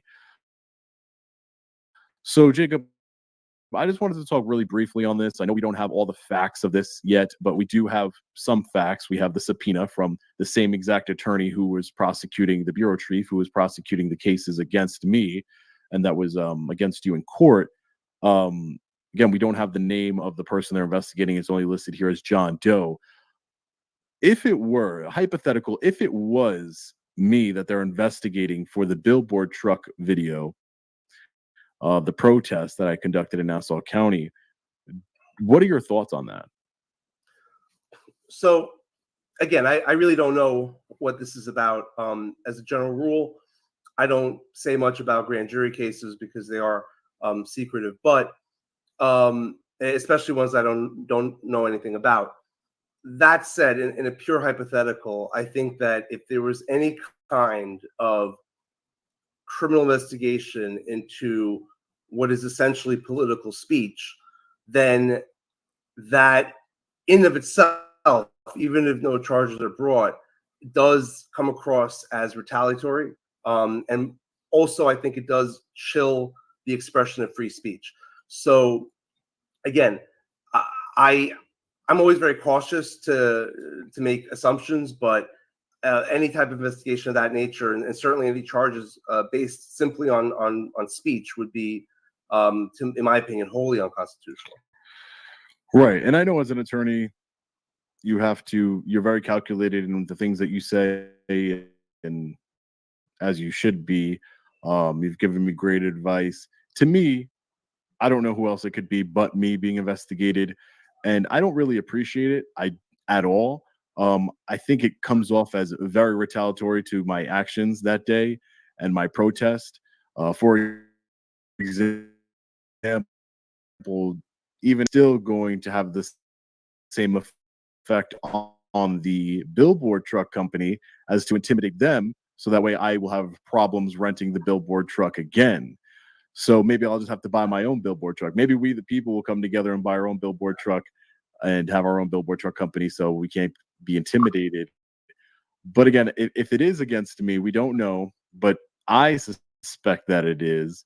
And we did what we could do, was file that notice to testify if it is against me. And that's all we can do at this time until May 9th. So we find out. They didn't list the charges or anything like that. I don't know what I could possibly be charged with. I've consulted my attorney, and there's nothing I did that was illegal. I've complied with all laws. I was engaged in a constitutionally protected activity. And let's not forget that the police commissioner sent people to my home to intimidate my family and to pick me up on unlawful charges that were proven to be unlawful by a district court judge in Nassau County. So let's not forget that. Tried to run me off the road. So peacefully protesting with a billboard truck in front of his home, on his block, on his residence, and in the neighborhood, and driving it around all Nassau County for 8 hours, that's protected speech. That is 100% protected by the First Amendment. I don't know what they could be investigating me for, but I just wanted to keep each and every one of you updated that this is what's happening in Nassau County. I don't know. We'll see what happens. Jacob will be with me every step of the way, and I'm up. I have the utmost confidence in Jacob's ability to represent me in any case that may be coming. Hopefully there won't be. But Jacob, thank you for your time today. I really appreciate it. We really been winning a lot lately, and it's a lot thanks to you. You've been working really hard behind the scenes that nobody sees. Is against me dismissed, and we're 4-0, my friend. And I hope that we don't get. Honestly, I hope we could just continue our personal relationship and not have to fight any more unlawful charges. Honestly, but I have the utmost confidence in you. If it does come up again, we the people will be victorious. I truly appreciate you. Any final thoughts, Jacob? Well, yeah, two quick things. One, about May 9th. so just so everyone understands, that's a date for this particular evidence. That evidence is scheduled or requested for that date. That doesn't mean a grand jury will be voting on anything or hearing testimony on that date. So grand jury investigations could take a month or two. So I would just keep that in mind, that you're not going to get some sort of answer to any of this on the 9th. And even after, grand jury investigations remain sealed for sometimes for a year. So there's that. Quick question for you, Jacob. Hate to interrupt you. Grand juries, are they usually for felony charges, or say for both? Are they used for misdemeanors? In your experience, you were a prosecutor for over a decade, so you have a lot of experience with these kinds of things. Here's what the law is. The law is that a grand jury is necessary to move forward on a felony, but it is not only used for felonies, right? On occasion, and there's certain types of cases that I've seen where this happens, a grand jury is convened on a misdemeanor matter. And an example of a case like that may very well be a case where the DA is looking for some sort of probable cause determination, independent of themselves. You are a lot more, behind the scenes stuff, if you don't mind. You were a lot more confident that we're going to win, even though I completely believe the law is on our side. I honestly was concerned that we wouldn't win anyway, and I'm actually very pleasantly surprised that that this worked out. Yeah, it only took 2 judges recusing themselves from my case, and the 3rd judge actually taking a look at our motion, which your motion was great. It was definitely superior to their motion. The charges were facially insufficient. They were unlawful charges, and they were dismissed. So that is the bottom line. We won. I'm super excited. When Jacob sent me the email with the judge's order, I shouted out loud, and it was just, it's great. It's great. You can't win them all, but if you're on the right side of the law, if you conduct yourself in the right way, if you have the support of we the people, and you have good attorneys surrounding you, you're going to win. And we won, Jacob. So thank you again, my friend. Thank you for everything you've done for me, and I appreciate it. It's a pleasure. All right, ladies and gentlemen, I want to thank each and every one of you yet again from the bottom of my heart. Without your continued support, none of these victories would be possible. We, the people, have affected so much change in the last 3 years of our activism, and I'm truly humbled and honored to be a part of it. We defeated the corrupt and tyrannical Nassau County government with unlimited taxpayer resources to go against me, and we won yet again. We are currently not against us during our activism. Now we still have the Schenectady charge, which is a violation of the law. It's not a criminal charge. It's an infraction. I have court for that coming up. Stay tuned to the channel to get updates along the way on that case. Thank you again to Jacob Burial for his relentless defense of my constitutional rights. Shout out to Judge Goodsell for doing the right thing and dismissing these unlawful charges against me. We saw the order. The charges were facially insufficient. Shame on the district attorney's office and the Nassau County Police Department for taking away a law-abiding citizen's freedom and their property, and for sending your goons to my home to intimidate my family. Now I will be filing a federal lawsuit against the Nassau County government to hold them accountable for their egregious actions. You cannot just violate we the people's rights without being held accountable. This is such a special day for me. I'm so excited. We just keep winning, ladies and gentlemen, and it's all thanks to you. It's all thanks to my attorneys. They do an amazing job. We have a whole bunch of federal lawsuits in the works to hold these tyrannical government officials accountable. We will never stop exercising our First Amendment rights peacefully. We will always promote transparency and accountability in our government, and we will always fight for our rights in the court system. Win or lose, we just happened to win this time. If we would have lost, we would have appealed. but the judge did the right thing and dismissed these facially insufficient and unlawful charges. Make sure to stay tuned to the channel and have notifications turned on. I will be uploading the entire body camera footage from my unlawful arrest. You won't want to miss it. I will be keeping a very close eye on this grand jury indictment and criminal investigation into John Doe, which is most likely me. I don't see who else it could be, so I will be keeping an eye on that. Sounds like retaliation for peacefully exercising my First Amendment right. They are trying to silence me. They are trying to intimidate the billboard truck company, and I will not allow it. We will stand up to their tyranny yet again. They've already lost once, and they will lose again. Let me know your thoughts in the comment section below. Thank you again. As always, stay safe. God bless. I'll see you in the next video. Long Island Audit. Peace.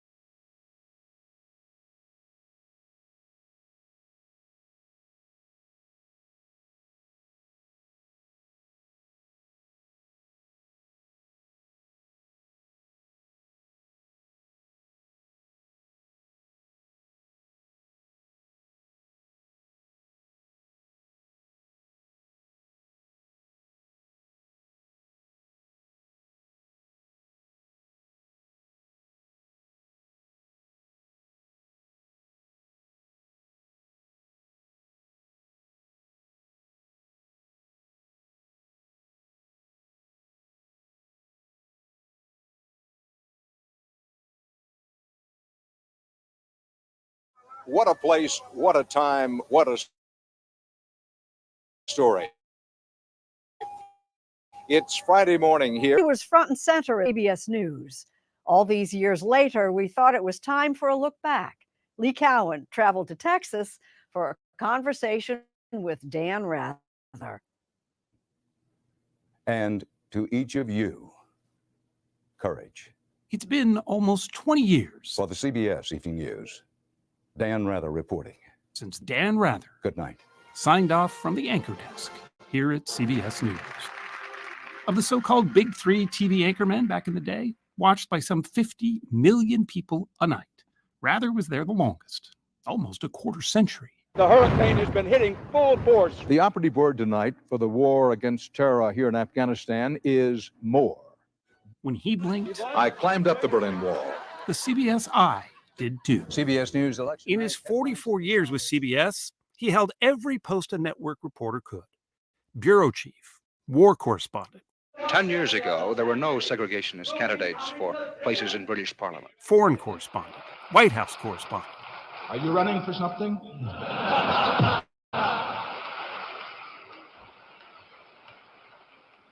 No, sir, Mr. President, are you?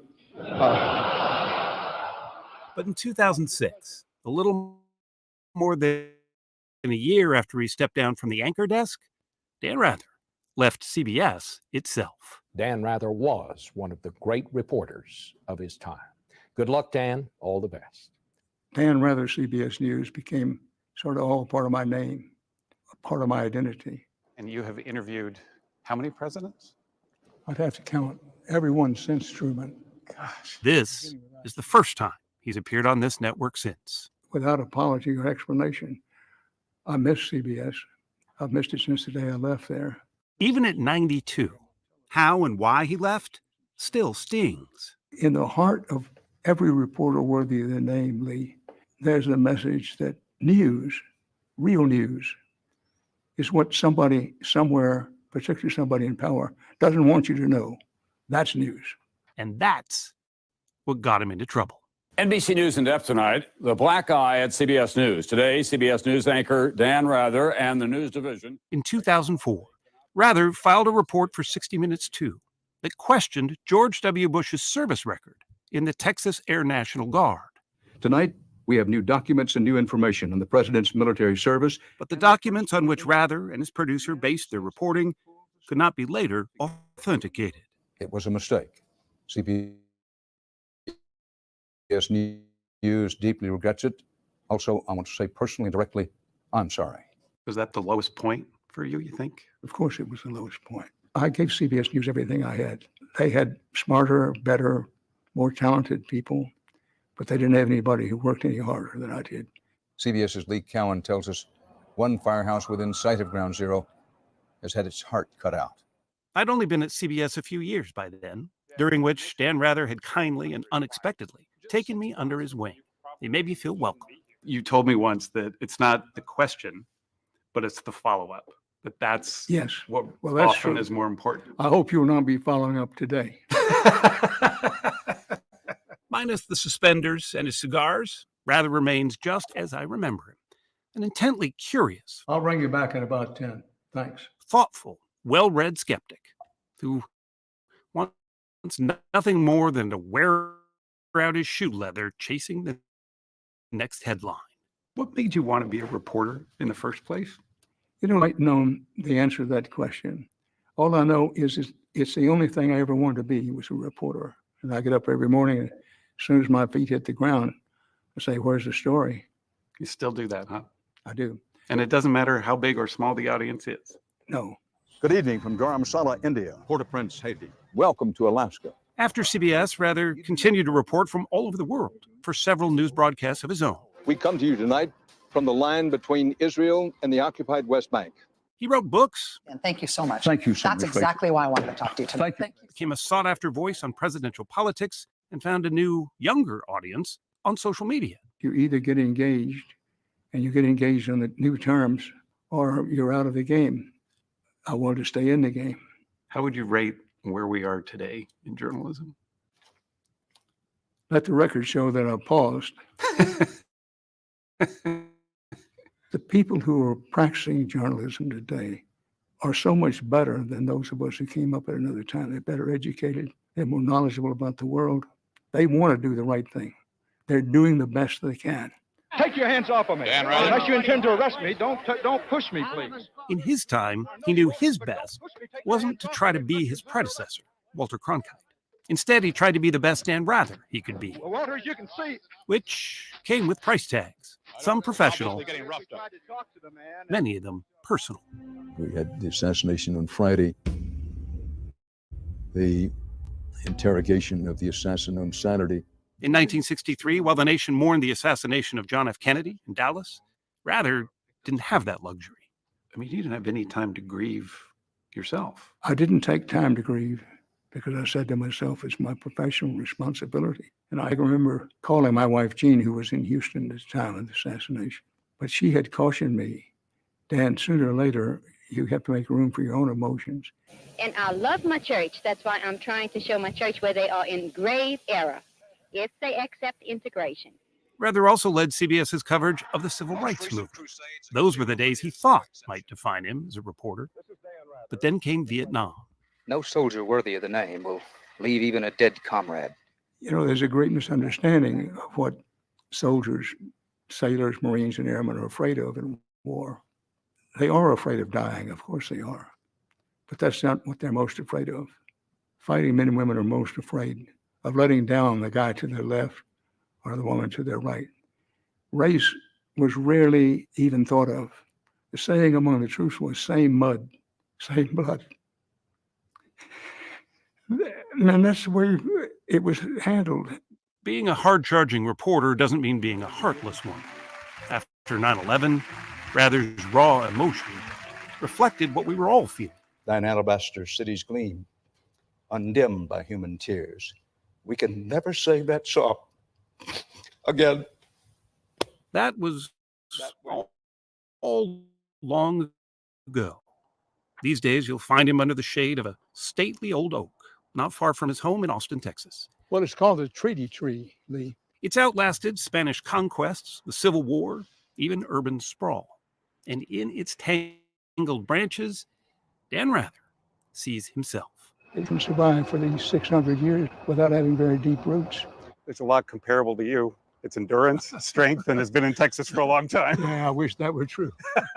He spent his career trying to put the world in context for others, penning the first draft of history in his reporter's notebook. Dan Rather knows more than anyone that the final draft, though, is up to others. And that's how it should be. The closest you can do about legacy is not think about your work, think about what you did as a person. Those important questions of who am I? Why am I here? What can I contribute? Those are the important questions, not how well one did or didn't do as anchor and managing editor of the CBS Evening News.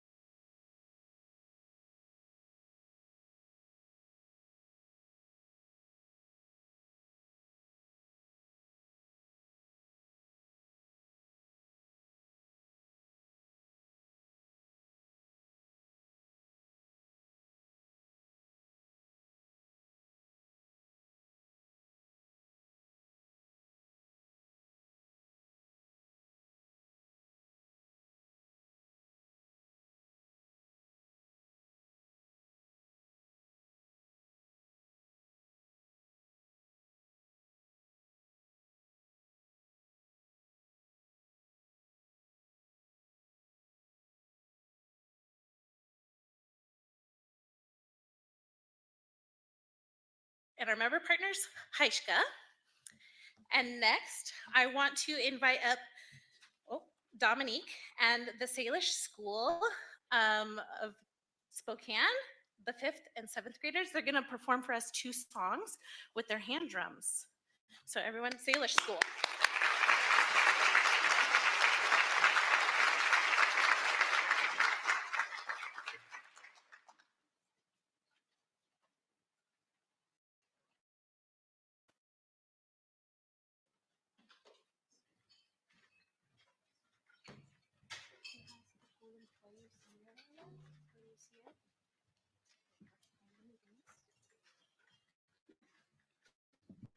Squeeze the hamanat can such mat maimos gachet in south chins and mat mayatin. Tali kuchalim kuch ulus apanatisloha, mi kiknia minti ilami hum brown, or kulam asil he synquanimes, he chiiti synquanim, he squeeze kikini, he sasils seal. Hi, my name is Dominique Wiley Camacho. I'm a teacher at Salish School of Spokane. We're really excited to be here today and to listen to Mayor Brown speak. We're very grateful to just be here with you all. Also, we're going to sing 2 songs. The first is called the Salmon Song. Please watch the drums because there's some movement there that just kind of represents the salmon. And then our second song will be Siyil, which is a song for Salish people to represent our different indigenous groups of this area. Thank you.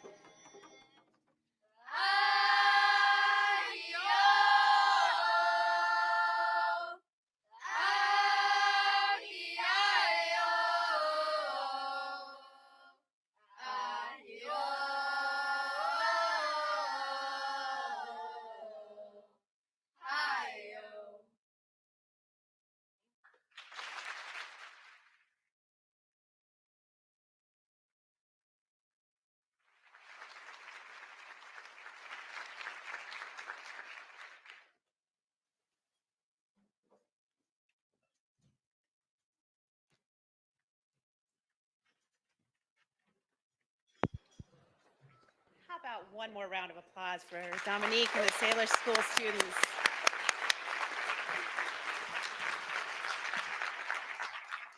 That was beautiful. Thank you so much for sharing with us this morning. Next, as we jump in, they're going to start to serve lunch, so don't worry, you won't go hungry. So they'll be coming around with that. As we jump in, I now want to take an opportunity to recognize our sponsors that make events like this possible. Our presenting sponsor, Numerica Credit Union, thank you. Our executive sponsor, Idaho Central Credit Union, thank you. Our major sponsor, Providence Healthcare, thank you. Our supporting sponsor, Washington State University Health Sciences Spokane, and our event sponsors, Graham Construction and Whitworth University, thank you. And our official airline sponsor, Southwest Airlines. Thank you, Southwest Airlines. It's now my pleasure to welcome up to the podium Travis Simpson, who's Numerica's Chief Retail and Digital Officer, to welcome a few words.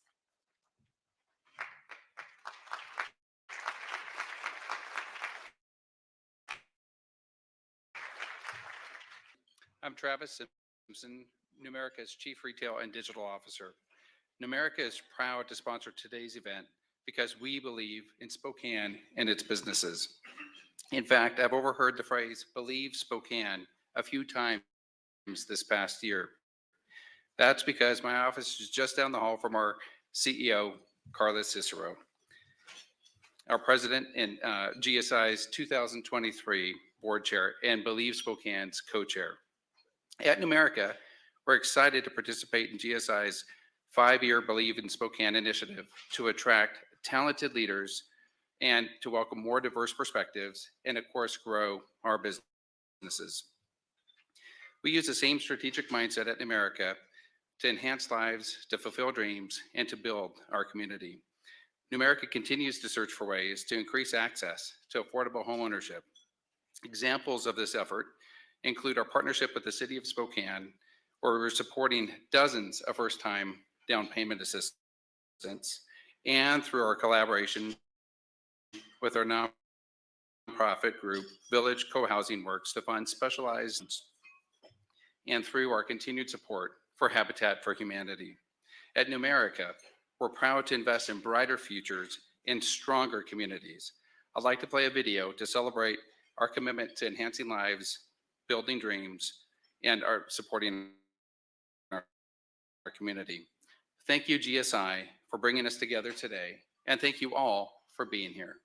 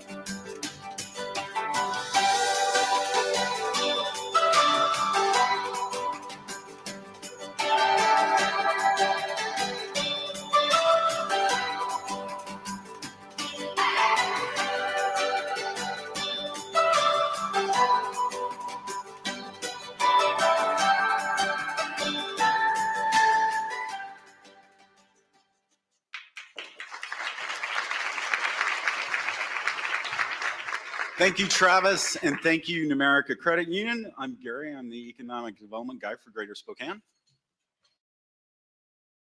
Lisa Poplawski-Lewis, Vice President of Development and Partnership. Thanks for being here today. So Lisa, it's been a long time since we've been up here. So folks know we kind of do the airline giveaway. And after we do this, as I go out to the crowd, people are like,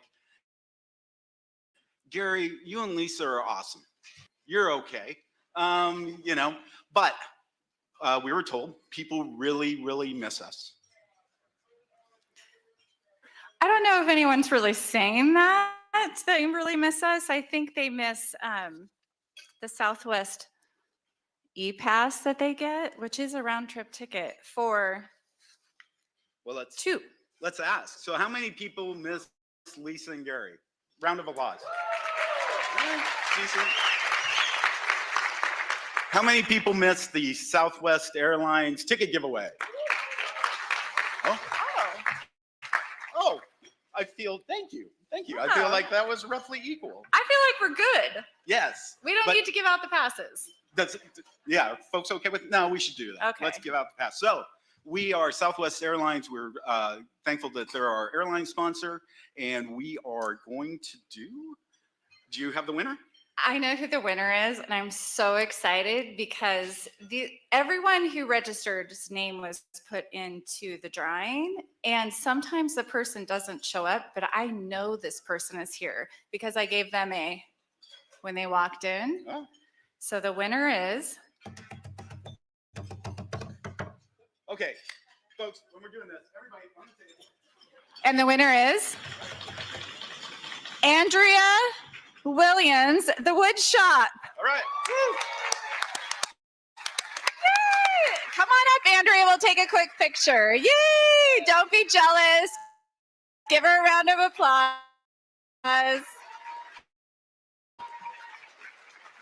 Thank you.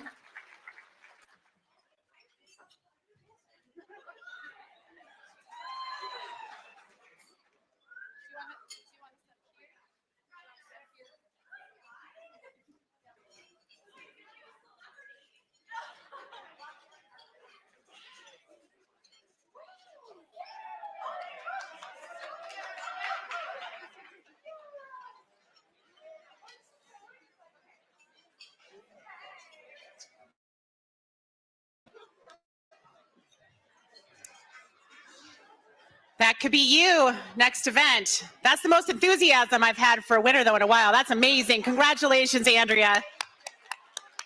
And let's thank Lisa and Gary. We were having a conversation earlier. It's hard to be the person who's supposed to come on stage and find the comedic tone, so they do it over and over again. So a big thank you to Lisa and Gary for that. So a couple more recognitions we want to make, and then we are going to get to the main event. I want to thank our regional visionaries for their ongoing and consistent investment in both GSI and the work that happens throughout the region. So if you'll take a minute to join me in thanking them. Avista, BECU, Kohl's Company, Idaho Central Credit Union, Multi-Care Health System, Numerica Credit Union, Pearson Packaging Systems, Providence Healthcare, Spokane County, STCU, and Washington Trust Bank. Please join me in a big thank you to them.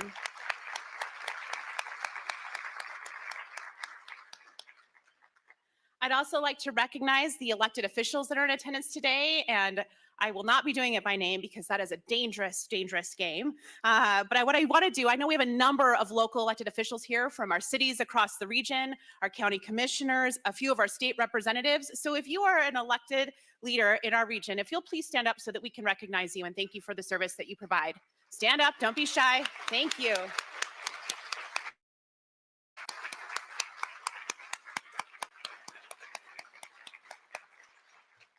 And lastly, I'd like to thank we have a number of our board members for Greater Spokane Incorporated, our economic development and community partners who are in the room with us today. If you'll stand up so we can recognize and thank you for your leadership on behalf of the region. Don't be shy. This is what I know you all love. I love to make people stand up.